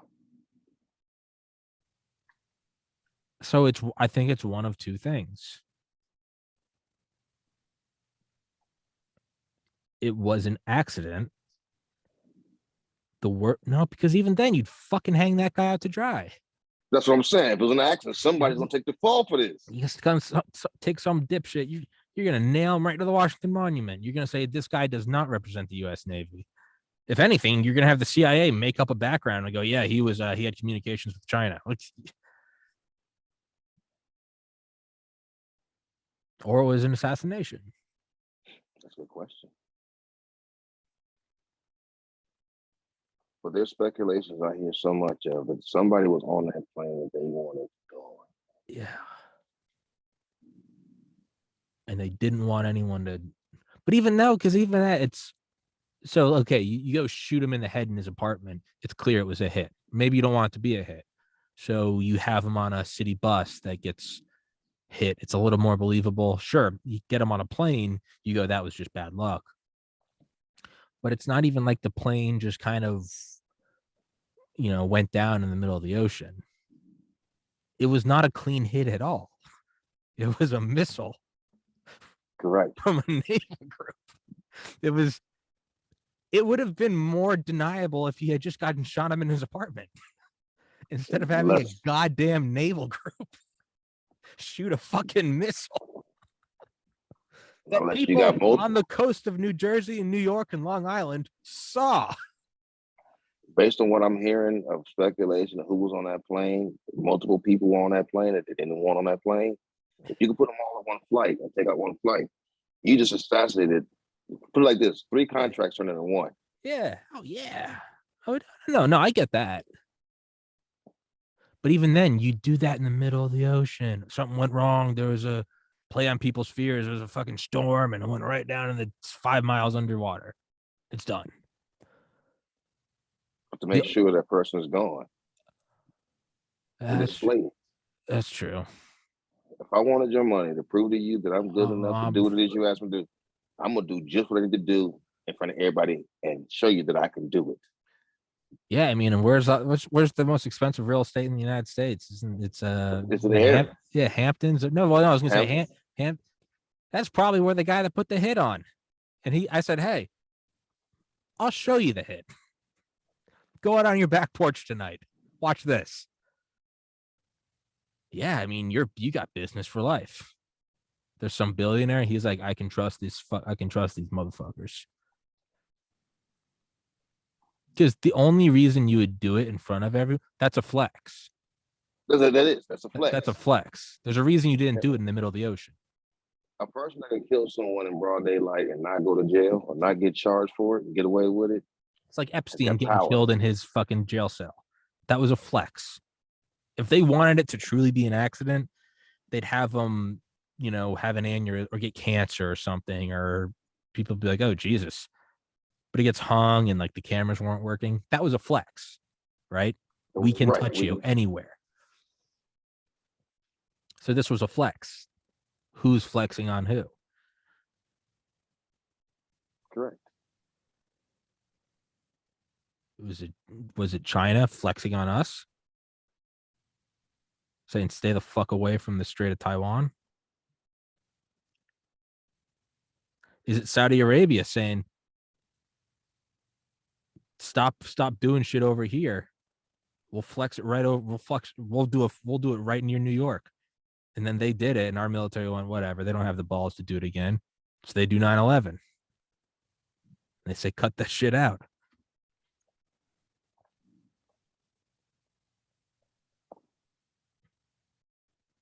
So it can't have been an accident because you would have hung him out to dry. And if you wanted to do it quietly, you could do it quietly. Rapid decompression, whatever, ruin the GPS, make it just go stray way over Greenland or some shit. Why shoot it? With a new warhead. Yeah, new warhead. Right off the coast for everyone to see. Because a ton of people witnessed it.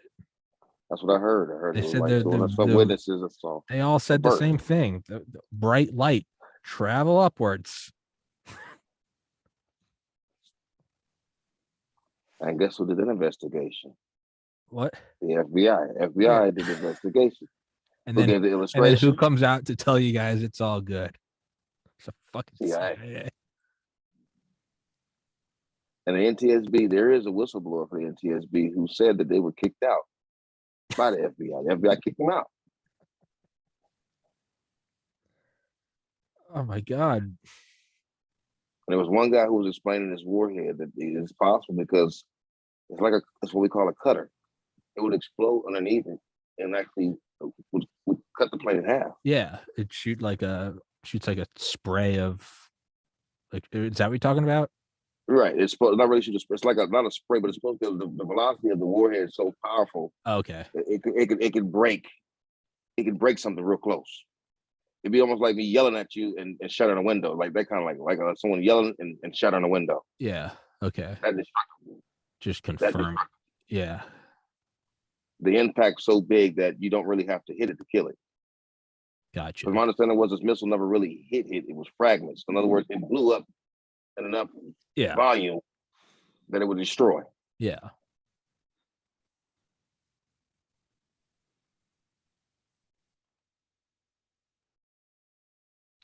But even then, like if you're trying to test out a new missile, man, I'm trying to shoot down, like, it would make sense if there was a training accident and we shot down a fighter jet. I'd want to shoot down something quick and maneuverable, really show that my thing can work. Shooting, you get a sniper rifle. You want to show that this thing's got thermals. It's got computers. It can track a target in a motorcade like some fucking Xi Jinping or something, and it can shoot through armor. You want to show it can, go through the gauntlet. You're not going to just shoot a Coke can 10 feet away. So right. Why the fuck shoot down a 747? That doesn't show anything special. At all. That's the strangest thing to me. Hold on. Let's TWA 800. Let's see what the conspiracies are, what the good ones are. We'll do that and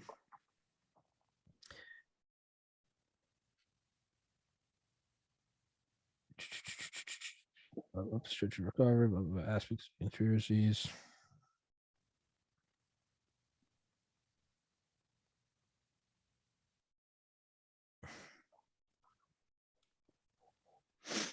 One second.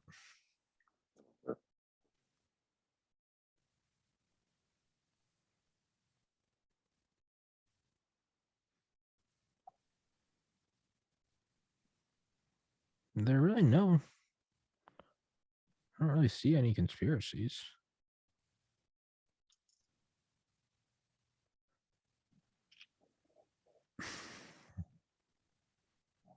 I'm just As far as there was one, if you go to YouTube, there's one that actually I couldn't believe France put it out.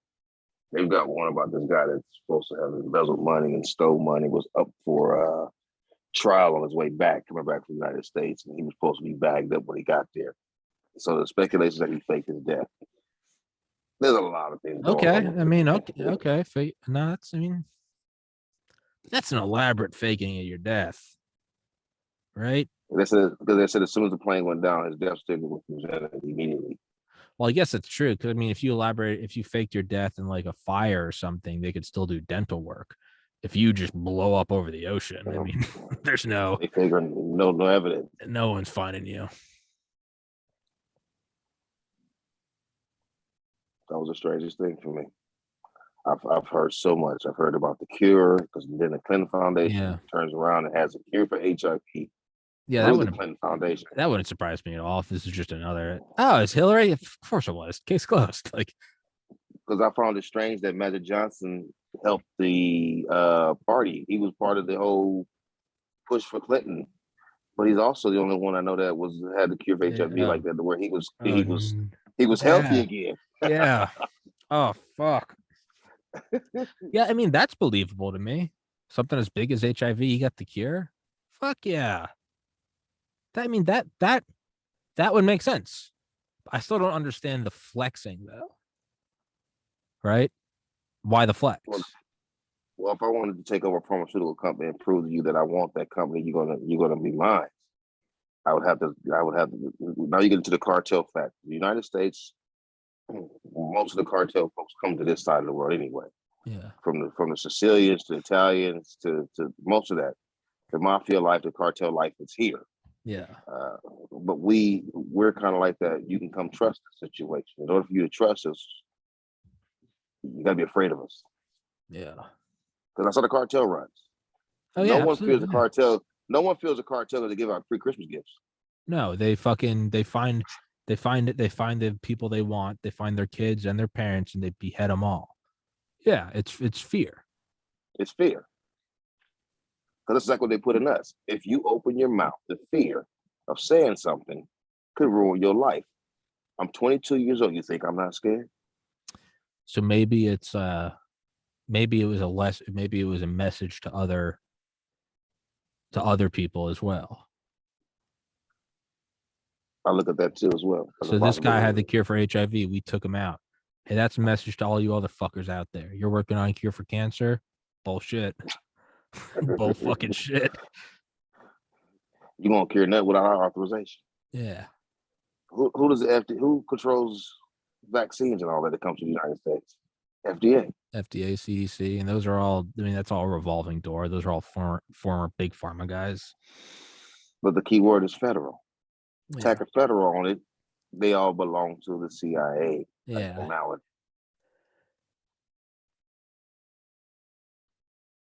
It's just the strangest thing, because though the CIA is not just necessarily just protecting the United States, they help the United States in the fact that where our evolving economy is based on the CIA.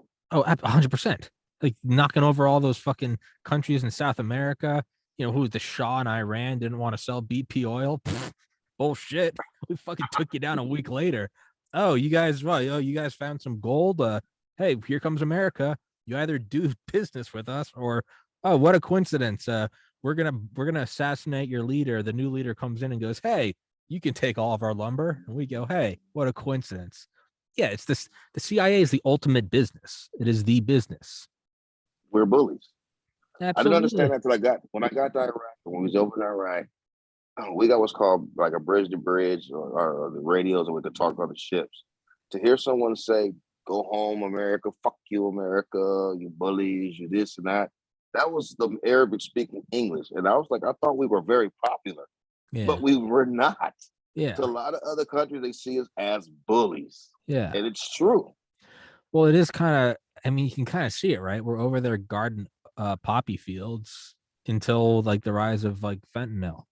Now we don't need it anymore. So why do we need to be there anymore, right? Why are we not there for the oil anymore? Electric cars are booming, baby. Yeah, they are. Yeah. But the thing is like lithium, the most rich deposit of lithium in the world is Afghanistan. So we'll probably be back in the next 10 years. We'll have a new war, fund all the electric cars. That's what we want to do. Yeah. Marijuana was in Afghanistan too. I watched that go into a carrier. Yeah. 10 tons get picked up by Hilo and get dropped on a flight deck. I asked the guy on the ship on the carrier, like, where did it go? I don't know. That's CIA. You guys picked up 10 tons That's CIA, of marijuana baby. from Afghanistan. And where did it go? It's CIA, baby. Fuck off. That's what black funding is. Black funding isn't, you get it. They're like, there's the black budget in the DOD. It's literally the black budget where it's like an allotted amount that Congress doesn't know where that goes. But that's not really a black budget, right? Because if you're my dad and you're giving me and all my friends $100 and you're saying, you go get groceries, you go fill up the car, you go get beer. And then he gives me $100 and he goes, nobody knows what Tom's doing with the $100. It's kind of black. But if like later that night we're at a party and there's $100 of cocaine, like you can kind of, you go, all right, that's what it was. So that's not that black. Real black money is you don't even know how much I have. Did Tom buy an 8-ball or did Tom buy a Lamborghini? Where did that money come from? So if it's on the DOD spreadsheet, that's not true black money. Black money is you never knew it existed. Like, how can you trace it if you didn't even know where it's from? Because if I have $100 and you think I only have $100, you're looking for all possible things I could have done with $100. Did I buy a pistol from a friend? Did I go get some coke? Did I get some weed? Did I get some sneakers? If you only think I have $100, you're only going to be investigating things that I would do with $100. You're not looking at, did he just buy a penthouse in New York? Because I actually had 100 million. You're not looking there because he only had 100. So yeah, no, true black budget shit isn't black budget. You don't fucking know it's there. You don't know it's there. It's 10 tons of marijuana on the back of a ship. It's DEA seizing a fucking plane from the cartels, and then the CIA takes it over. Or the CIA says, "Hey, don't intercept that. That's us." You remember that Cessna crashed like near the border years ago? It was just full of. It was like a CIA pilot, and it was just full of cocaine. Like that was the strangest thing. And everybody just went like, "Eh." That's like the other thing is like America is like deeply, deeply apathetic. Like a CIA Cessna crashes full of cocaine. Now everybody just went like, yeah, of course. What do you think they're doing? It's like it's been accepted now. It is. So maybe that's it. Maybe it's not. Maybe that's not the TWA conspiracy. Maybe the real conspiracy is everybody goes, yeah, it's probably the CIA shot it down. And then just go back to fucking watching TV. I mean, that's the conspiracy. That's a nation you don't want to fuck with. We don't care. Yeah, they don't care. It's like if someone from a foreign nation came, they're trying to like instill riots, and they'd be like, "Did you know the CIA took down the Twin Towers?" Everybody'd be like, "Yeah, of course they did." What? You should be like, "Oh, they don't give a shit." They don't. That's how you keep terrorists out. Yeah. Because even though we don't give a fuck. well, we're going over to go kill their people. They'll kill their own people. So our chances of going over to do that would be slim to none. They'll kill their own, kill us. Yeah. So our purpose is not really to kill people to hurt them. They don't care. Why? You've never seen a car bomb in the United States since 9/11. I've thought about this, and I might as well just wave to the FBI, who are probably now watching. But if you really wanted terror, 9/11 was spectacular. It was big. It was something out of a movie. If you wanted real terror, once a week, you'd fill up a shitty rental car with some explosives, and you'd either go park it outside a movie theater or a school or a Toys R Us or a Home Depot or a field in Kentucky or in downtown New York, and you do it once a week somewhere in America for 20 years. That would bring the nation to its knees psychologically. But there's never been a car bomb here. There was one, that truck bomb blew up on the Christmas RV that Day, blew up like 2 years ago. Yeah, the RV. You buy that NSA center, like that was kind of weird. But even then, there's one. So why hasn't there been a single car bomb? A single, because you see terrorist attacks in Europe, right? And they're what you'd think they'd be. Some guy stabs 10 people. Somebody gets in a truck and drives through a crowd. That is what cellular terrorism looks like, right? It's a Grand Theft Auto. You're just going nuts. Let's see how far I can go before the cops kill me. You don't see that here. So either we have the best intelligence service in the world and we keep all that from happening, or they're like, there's no point in doing terrorist attacks in America because they're just going to do their own and then use it to come over here. That'd be a good one.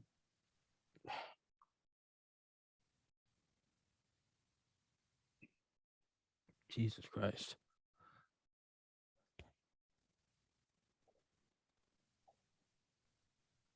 Is there any chance that the Navy, because this whole conversation is predicated upon the missile was fired and the missile did hit. Is there any chance that the plane actually, there was something wrong with like the fuel pump scrubber or the electrical wiring? Is there any chance that it really did just blow up? Because air accidents do happen. Is there any chance that happened? No, I'm gonna tell you why I said no. Straight face. No, because you're not gonna send me to Bermuda. Tell me Yeah. If it was an accident, fuel tank, Navy ships was there, you'd tell it, hey, the Navy was there. We saw the fuel tank explode. That would be the better way to cover it up if it was a real fuel tank. You don't get rid of the Navy. You don't get rid of the people in the area and then have them lie and cover it up. Actually, you guys would go there and do a rescue mission. That's what we did. Not us, but another ship did. Why would you send another ship when we're already in the area? You would have us patrol and hang out. The salvage ship came and do their part. How do I know this? Because I lost a helo. I'm also a search and rescue swimmer. I lost a helo in the Indian Ocean. When we lost that helo, the AW that I know, who's also a SAR swimmer, he told me on the radio, I screwed up. I left the crypto key on that plane. He's not supposed to carry that on the plane. Once we load the helo and they take off, he's not supposed to carry that key, but he carried it. And because he had a chip light, the helo ended up spinning and they ended up crashing in the Indian Ocean. We stayed on guard until the Savage Boys came because of that crypto key. We stuck around and floated for a whole day with the lights on at night until the U.S. Navy Savage ship got there and relieved us. So when there's something like that happens, they will keep us on scene. Yeah. That happened a year or two after TWA 800. So I know that if it was something to where it was a fuel tank, you wouldn't have moved us. Yeah. Do you know, I forget what ship it was. I think it was during the 60s. It's something that damaged it. And it was like trying to travel back to the US. It was a US Navy ship. And it like there's a huge hole. I think it was the USS Liberty, the one that the Israelis fucked up. And it was like going back to like some US friendly port. but there were it was and that was an NSA ship. It was an analysis ship, and they have all these protocols for if you're being boarded, right? You destroy all the crypto machines. They have these big weighted bags that have holes in them, so they sink faster. You fill them up. You have furnaces, but they didn't have time for any of that. So when they were going back to wherever the friendly port was, the U.S. Navy actually had, I think, 2 or 3 other ships behind it, and they had strung together this massive net, like a fishing net, to catch every piece of paper, because way behind them was a Russian sub, and they want to get any, because you get a crypto key. Do you have the keys to the castle until, of course, it gets changed? But you can read every message across the world. Correct. The U.S. they literally had ships, and they had divers going out and grabbing pieces of paper. This was in like the 60s. So yeah, there's something important on there. You're staying there, yeah, lights on, fucking guns out until you find the key. I know about the crypto destruction, about the bags. I know how to do all of that. I know how to do the hard drives. Drill a hole, salt water them down so they don't spin. I know the whole 9 yards. How to get rid of it, what we call it. And even with the salt water and shredding, they shred with salt water, don't shred fresh water. It's a lot of things to go with all of this. They go nuts, yeah. They destroy. I've been to this. Yeah, we had to run a quick drill on that just in case we had to do that. That's so cool. That's so bad. Yeah, there's I'm reading a great book by James Bamford called Body of Secrets, I think. And it's a history of the NSA, and it's mostly like naval NSA. But yeah, they're going through all the crypto destruction. It's a great book. But the crypto is my thing. Being on OS, crypto was my specialty. I made that my thing. That was the strangest thing. It was strange to me. Too strange. Too strange. Like you just said, why would the CIA take over something when the FBI took on the scene of the NTSB's job? That's almost like a state trooper pulling you over, and here come the FBI right behind you. So we got this on the scene. We got this. It's ours. Yeah. But this relates to jurisdiction. Yeah. And then here it is, the illustrations by CIA. The CIA illustration is just as much of a flex as shooting it off the coast. Correct. CIA to show you that I can actually do it, and I can be the one that's going to want to cover it up with these guinea pigs in the middle. That's going to do just what I told them to do. It's like if I died after doing all these podcast episodes, and instead of the coroner being like, he had a very rare aneurysm at 31, it'd be like if the CIA held a press conference and said, 31-year-old Thomas Carrigan, he had a rare aneurysm. Everyone would be like, why the fuck? Right. Like, when did this occur? Why are you speaking? They'd be like, what? This should be like a local coroner thing, right? They'd come look for foul play, but the CIA comes out and they're like, it is with great grief. Everybody's like, did Tommy work for the CIA? Like, no. Oh, it's a flex. As much stories you hear about the FBI working with other groups, they don't speak on TV. Yeah. You'll hear where the FBI is involved in the criteria, but they don't come to the briefings. They do not come to the briefings. Well, the only reason you make a public announcement is a flex. It's like when the NSA, General Nakazone, like a month ago, came out and said, we are doing offensive cyber operations against Russia from Ukraine. If you're the NSA, you don't say that unless, of course, you're taking your dick out and slamming it on the table and saying, fuck you. Switch it sound like what you have. It was a flex. Somebody wanted to prove to somebody that we got the power. And we did. 26 years. And I hate to say this, but a lot of folks that are older than me that's been around this and done this already, 9 out of 10 are already gone. Yeah. My captain was the first example to show them that they're gone. Yeah.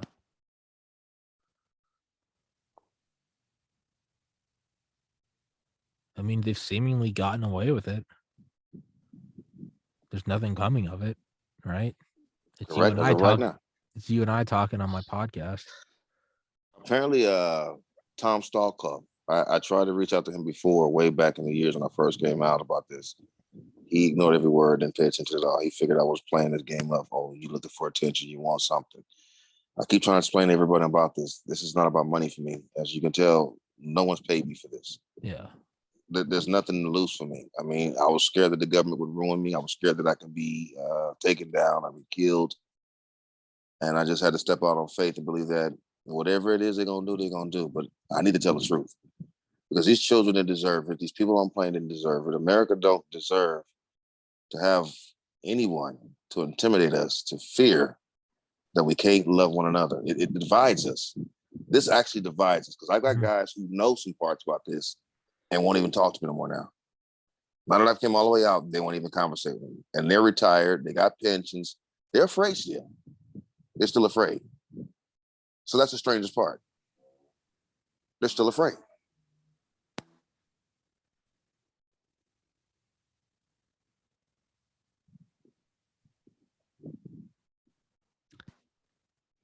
You almost gotta wonder if there were guys on TWA who were all witnesses from something 50 years ago, and they started talking.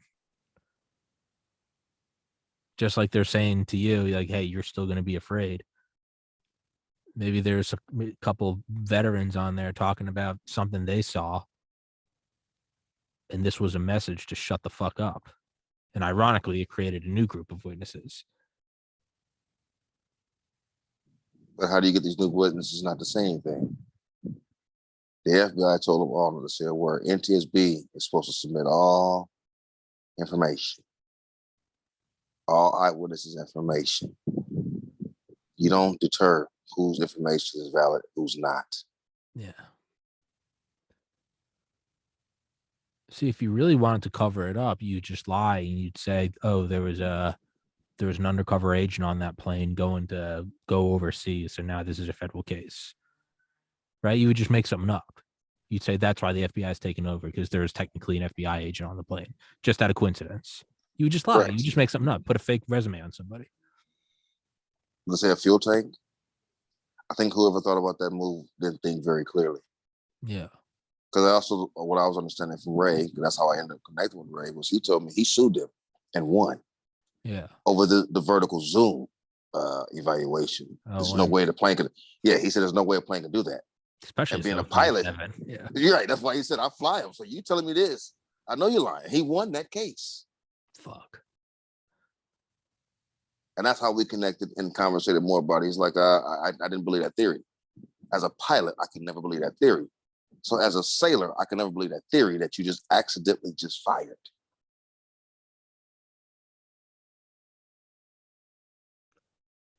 So it couldn't have been an accident because they'd hang him out to dry. It wasn't used as a pretext for war, and it was done in front of everybody, and the CIA released the explanation. So it was done on purpose, and it was done in a way to flex nuts and to intimidate. The final question would just be, what was the reasoning? Or call a friend. But we wouldn't know. So that much is clear, right? Right. It was done on purpose and to scare people. We just don't know why. And then once you get to that point, it almost doesn't matter why, because they still did it. Yeah. That's correct. Why would you lie about it? Was it HIV? It doesn't matter. We know that they did it, and they did it for that reason. So if that's the case, then they accomplished their goal. Scare the fuck out of everybody, and nobody questions a goddamn thing. I lived in fear for 26 years. FBI is going to break down my door tonight and put a bullet in my head. Whatever. 866 episodes. We had a good run. Yeah, it was coming soon. I've had on guys that worked on nuclear subs, guys that assembled nuclear weapons. I've had guys that pilot nuclear bombers. I've had on Delta Force, CIA. I had a guy that walked on the moon, Charlie Duke. He's like 90. Wow. I mean, listen, if I get that's kind of like the conspiracy now, is if I ever get whacked, I don't think we would even know why. It'd be like, there's like 30 reasons. Dr. Malone, Dr. McCullough coming on here, talking about shit, talking about how, like, operating on Dr. Francis Boyle coming on here, talking about like COVID research 10 years ago. That would be the greatest plausible deniability. Is somebody assassinated me, no one would even really know why. It'd be like, it would, There was 30 different reasons. The least of which is TWA 800. They'd be like, "Oh, we didn't even give a fuck about that. That was the bottom of his. That was the bottom of his violation." Yeah. That's why I came out. Yeah. The one thing they have on me would be this TWA 800. That'd be the one thing that they could actually. That'd be the only reason. If the only reason. Yeah. And that would cause a lot of sparks. Why? Why would you kill him? I think it would almost be more detrimental for them to kill me. Because by killing me, you'd validate that I was getting near sensitive topics. By not killing me, you just make me look like a raving conspiracy theorist. Right? Right. That's what you'd want to do. You wouldn't say a word. Like Lee Harvey Oswald's wife is still alive. Why kill her? Kill her makes you look fucking. She's like 90. She openly said like 10 years after the JFK assassination that her husband didn't do it. Nobody whacked her. Nobody even knows she's still. That's the exact thing. I told you that she's still alive. You're like, wait, what? Right. I was like, well, huh? By not killing her, you kind of let the story become irrelevant. Right? As I said, let it die out. It'll die out. Yeah, you whack her, you're proving that, right? Something's wrong.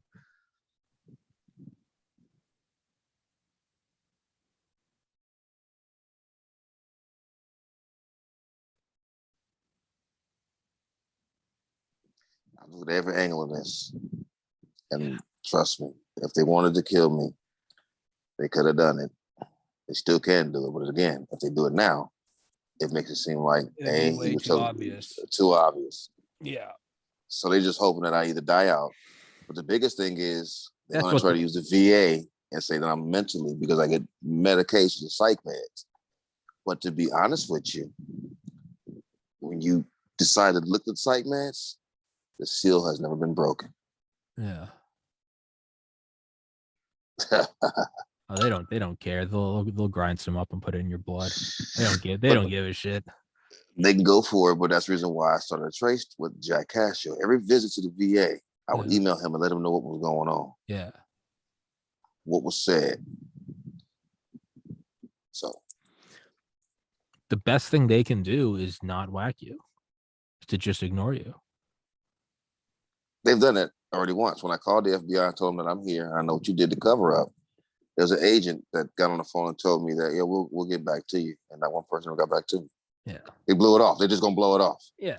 But that's the most plausible thing they can do, is by blowing you off and blowing me off. Everyone goes, see, if we do this podcast and then tomorrow we're both dead, now all of a sudden something that no one's talked about in decades is going to take across 4chan and Reddit. If they don't do anything, and this episode just slips into the library of 800 episodes, nobody gives a fuck. Or nobody's going to look at it with a critical eye.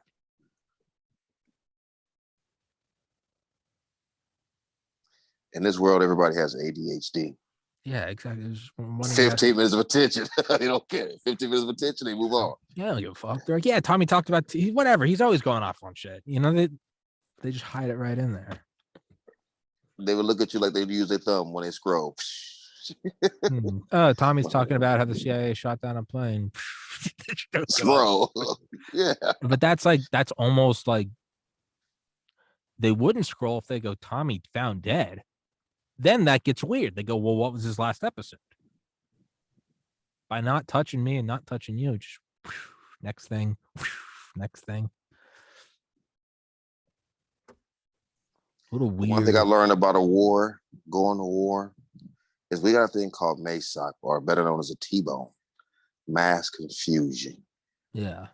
And that's what they've always rated themselves on, which is mass confusion. Right now, you have mass confusion going on. Mm-hmm. So to bring this conversation up right now, it's not hitting the mainstream. Yeah. It's not going to hit the mainstream media. The lawsuit's not going to hit because you got, what's her name? Maxine, whatever her name is, Epstein's partner. Ghislaine Maxwell, Ukraine, yeah, COVID, Ukraine, CDC Cosby, this, FDA that. Kelly, yeah, you got so much going on. January 6th, you got, is Trump going to run again? Is Elon going to buy Twitter? Here's a new one now. They got Pence versus Trump. So that's the new push There right you now. go. There's a new fucking. Don't look at TWA 800. Look at fuck. All this other stuff we're gonna throw at you. Fuck.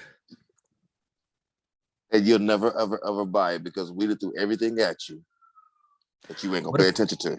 Man, what if that's a form of mass confusion, though? Is TWA 800 actually did blow up on its own? And they were like, let's start acting sketchy around it. And you want to talk about ultimate down the rabbit hole. It blew up on its own and they just act sketchy about it. If you want mass confusion, because there is one idea that like it's not that every news story is like related by the CIA, like it's a big conspiracy, but rather that they do weird shit all the time to sort of kick up dust. So when they do need to do something like assassinate someone, you just keep scrolling because there's so much weird stuff going. So it's not that it's all orchestrated so much as it's just always be doing stuff so that there's just smoke in the air so that you can kind of move. So they go, they're looking at it and they're going TWA. They go, that is a weird coincidence. It blew up, right? But we're looking at it. No, it actually wasn't hit by the missile. How about we shut this whole thing down? Now it's just another one of 100 things they do to just kick up smoke and move in the shadows. No, I don't think that's what happened. But I mean, I'm just talking mass confusion, just something like act fishy around something they actually didn't do, right? Right. Because that's what I figured too was with the Atlanta bombing. That was something to throw off from TWA 800. Yeah. Because Atlanta bombing happened after TWA 800. Okay. And TWA 800 drew so much attention. Yeah. So much. It was the worst air crash ever conspiracy in the world right now. So how would I get you off of that? Atlanta, right after 9/11. I mean, they start mailing anthrax to people, right? Yeah. Nobody pays attention. They're like, fuck the World Trade Center. They're mailing anthrax. You're right. Let me get you off of that for a minute. They're mailing anthrax. Start making people die off of anthrax. Yeah. And then 2 years later, they start going, there's WMDs in Iraq. And now we're half the country going, there are no WMDs, and the other half of the country saying there are WMDs. But the reality is no one's going, wait, what exactly happened to the two towers? It's just, it's just George Bush, Cheney bad. Oh, and we're just dancing along like a bunch of fucking morons. Because that same following year after that was when we went after Saudi Arabia. We did a whole Desert Fox a year and a half later. So if I cause a whole lot of confliction after TWA, correct. Yeah. There was so much going on that you forget about it. That's how I forgot about it.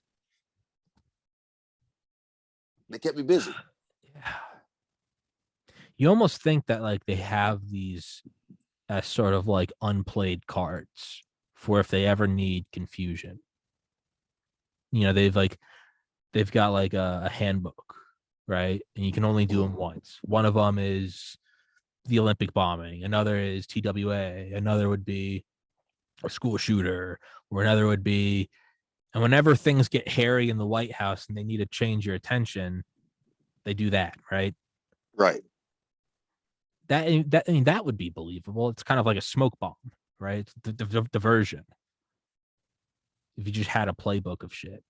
But even that would be risky because if someone ever leaked the playbook, I don't know.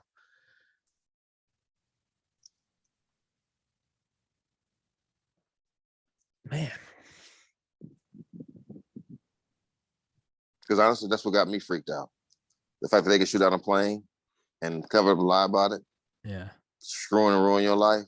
If you open your mouth. I don't know lie. Every time I flew with fins.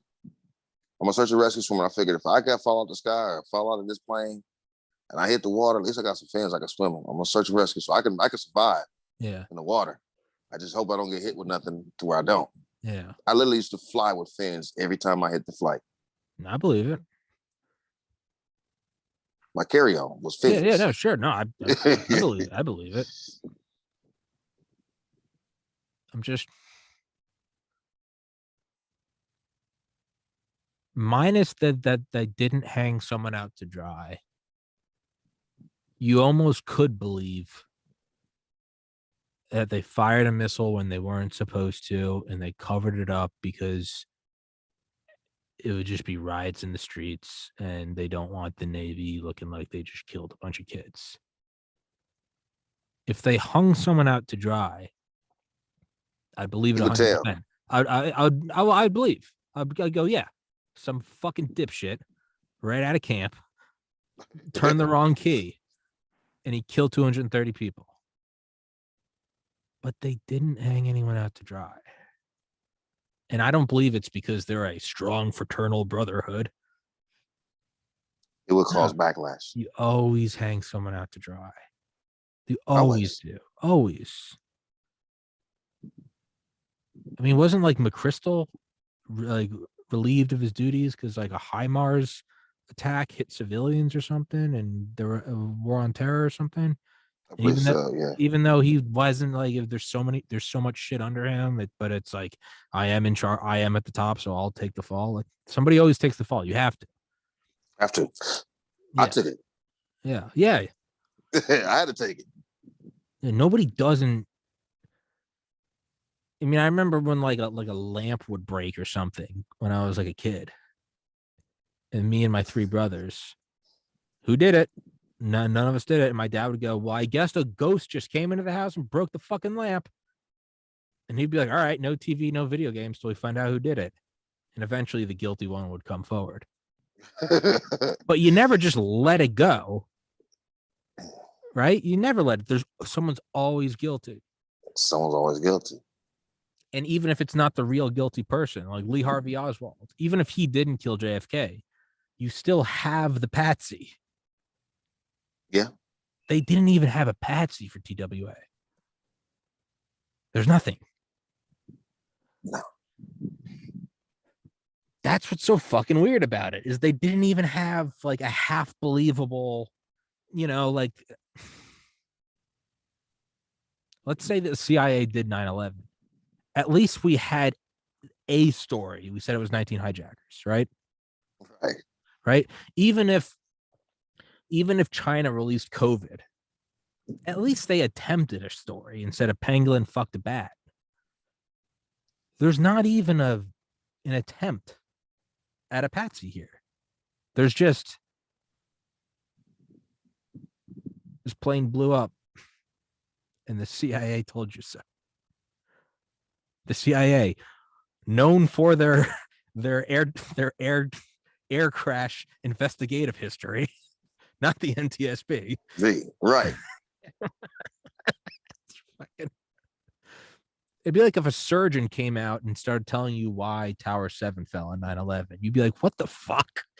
Yeah, so how you know about a fucking foot surgeon? It's an orthopedic surgeon from fucking Denver. And he's like, well, as you see, the main structural frame went. You'd be like, suck my dick. No, you did. Right? Right. The CIA comes out and goes, all right, this is what happened. The fire actually, you know how you saw a missile going up? Here's the thing is, your brain lied to you. It was actually going in the exact opposite direction. Not even that you saw it going left, and the reality is it was going right. No. You saw it going up, and it actually was going down. Oh. It's like me dropping this bottle of water. No. You saw Tommy drop it. Actually, it flew right up into his hand. I know it goes against all intuition. I know your physics theory. I know, yeah, and you have just the laws of physics. But you know how you saw that? All 500 of you independent witnesses who have different stories from different vantage points. You know how you all saw that bright thing of light leaving its smoke trail going up into the sky? No, you were actually traveling backwards in time. See, what happened was it went down because it was a falling piece of the plane. Why'd the plane blow up? There's something wrong with the gas tank. Shut up. That'd be the part they do. And they go, oh, okay.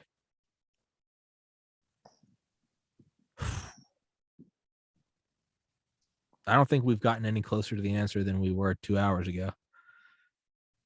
Maybe a little closer.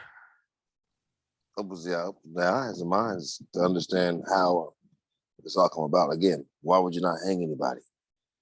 Why would you even go to this great limit to train people and have them, again, you could tell witnesses they didn't see nothing, but yeah, you could tell a crew to shut up. Yeah. That's a lot of power. If it was that, man, if it was that dangerous, you'd kill the crew. If it was that dangerous, you'd have something go wrong with the ship you're on and it goes down, all hands lost. If it was that, why would they even tell y'all you didn't see anything? You know what I mean? Like if you wanted to do a real black ops cleanup job, you do a fucking cleanup job, right? You have Lee Harvey, and then you have Jack Ruby go and shoot him the next day, and then you have Jack Ruby die of cancer. You stack bodies. You're just cutting up loose ends. That's a big loose end. Because not only do you have one ship, you've got two. Off the coast of New York City. Which now, Long Island, whatever. Vax Vacates is also our players in this. The what? So Vax Vacates, we have to check in with somebody. When we check in with somebody, we call Vax Vacates. Vax Vacates is the people who are actually like out in the island, and they actually monitor our traffic and the pictures of what we're doing out in the ocean. And when we kick off of them and kick on our own, they really don't know what we got going on, what we're doing. Yeah. But for them to know air route, plane, and ships, they would know what ships was in the area when TWA hit the ground. No one mentioned Vax Vacates, the Vacates, because they keep all traffic of all ships in the area. And guess who owns that? Military. That's ours. That belongs to the Navy. Vax Vacates, who issues out notice to mariners to let you know what hot boxes to stay out of, to let you know what the conditions are as far as notice to mariners in the sea, comes from Vax Vacates, which is Navy.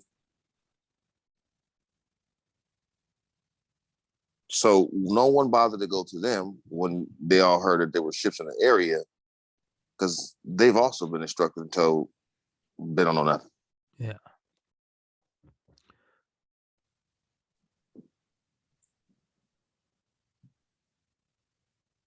So if we could, we'll definitely do another episode. If we could conclude, I'll give my thesis and then you give yours, your conclusive. It was a hit, and it was a two-part hit. It was a hit, and it was also a flex to show that we can do it in front of everyone, right?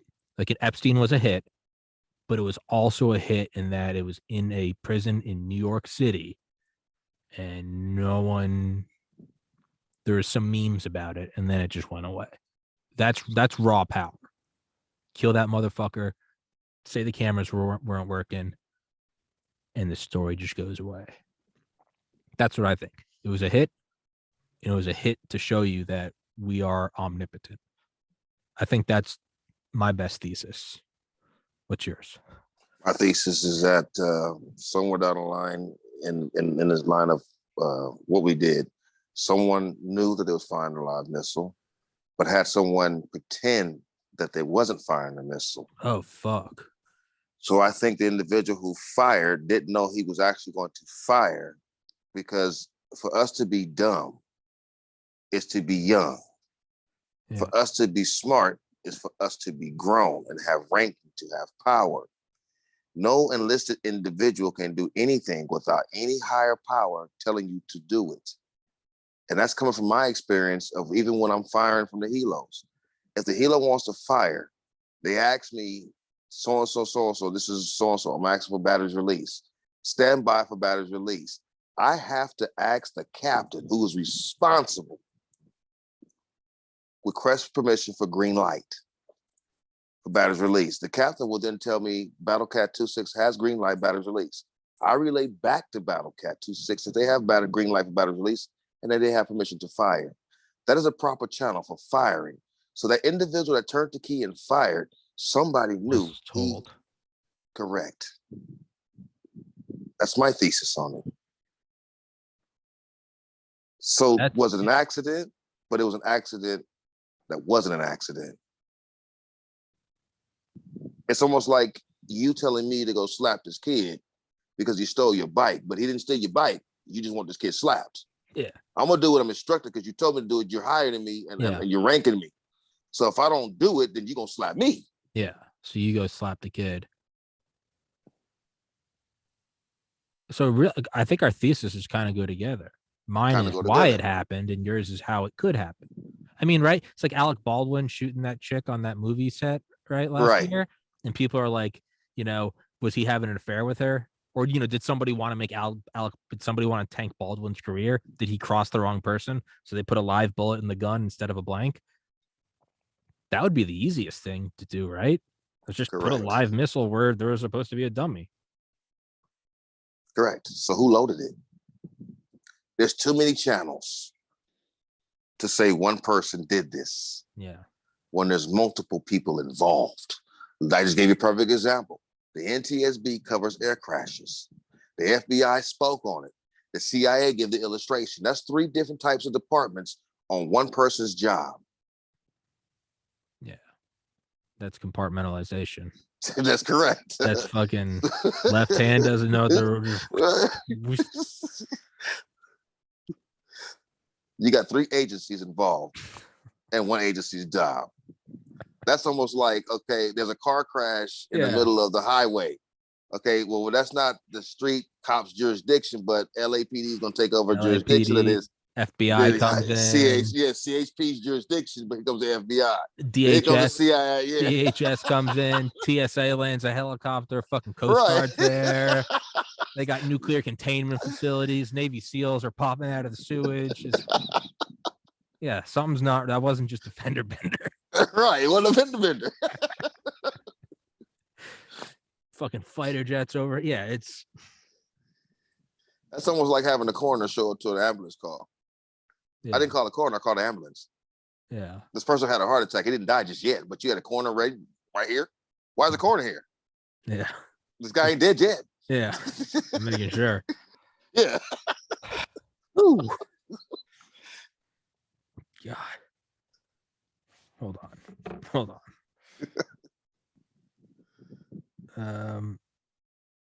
Okay. All right. Well, we'll have to wrap this one up for now. But dude, I would love to do this again with you, man. That was fun as fuck. It's not a problem. Even if we don't talk about TWA, man, you're a fun guy to shoot the shit with. That was brilliant. Thank you, appreciate it. That was brilliant. We need to get, I don't know. I was like, we need to try to find other people close to the TWA flight. I'm like, am I just walking into my own suicide? Like, pretty much. Yeah. And I got a guy who's told me about the Bermuda. He was like, man, I'm not saying one word. Yeah, he's like, you just don't. You dumb motherfucker. Yeah, when he told me, like, you got to be stupid. My own father told me that. He says, dude, what is wrong with you? Are you losing your mind? I was hanging out with my older brother, and he was like, how much money are you making off the podcast? And I was like, almost nothing.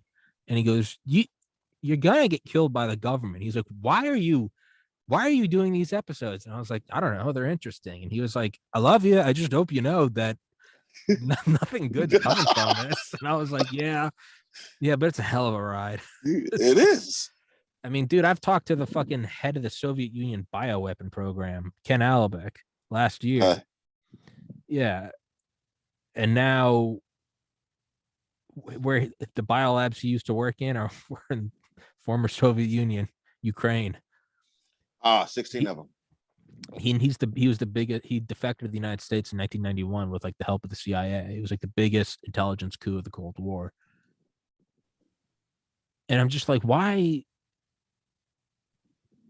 My brother was like, why are you like right now? There's like they're wondering is there like bioweapons in like Ukraine? He was like, stop interviewing this guy. Like you. And I went to Odessa in 1996. Yeah. 97. No, 97. I was in Odessa. I was in the Black Sea. I actually met my ship in Tel Aviv, Israel. So yeah, I've pretty much told everybody I've seen both sides of the world. Man.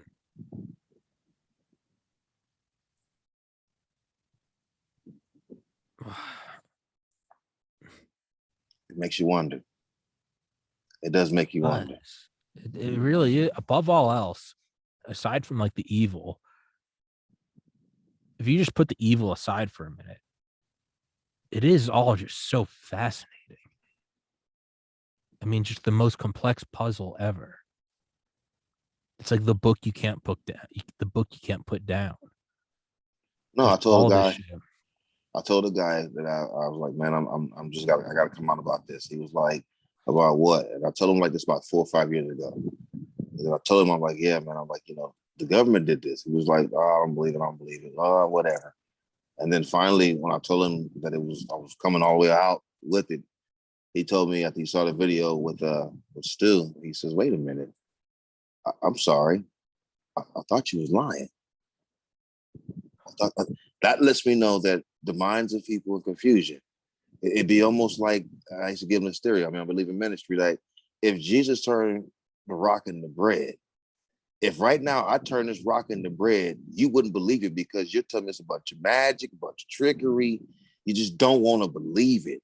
As long as I keep that thought that you are not to believe it or you don't want to believe it, you'll never believe it. Yeah. That's the biggest fear. Yeah. It's not to believe. Don't believe. If you don't want to, you won't. And just head in the sand. It is because his perfect example is Peter walking on water. Peter sunk because he had no belief. Yeah. But if you read the gospel further along, Peter had a lot of issues with his belief. And even when Jesus spoke to Peter and the rest of the disciples, he says, all y'all with such little doubt. Why? Because every human being has every little bit of ounce of little doubt. Yeah. A man that walks with Christ, that watches healing, watches everything goes on. And finally, here it is. He tells you that you're going to deny me 3 times before the rooster crows twice. And you do that, but yet you cut a man's ear off before that. You stop believing. It's easy to get you to not believe than it is to believe. Yeah. It's easy. Mental is a problem amongst life. But if I could play the mental game with you, let me give you the first game of mental. The game called chess, the oldest game in the world. It's nothing but mental. It's not physical. It's mental. Special warfare, special ops is not physical. Yes. It's mental. Yeah. It's 80% mental, 20% physical. Yeah. Fuck with your head. That's all it is. You're fucking with my head now. I'm sorry. All right, no, you're good.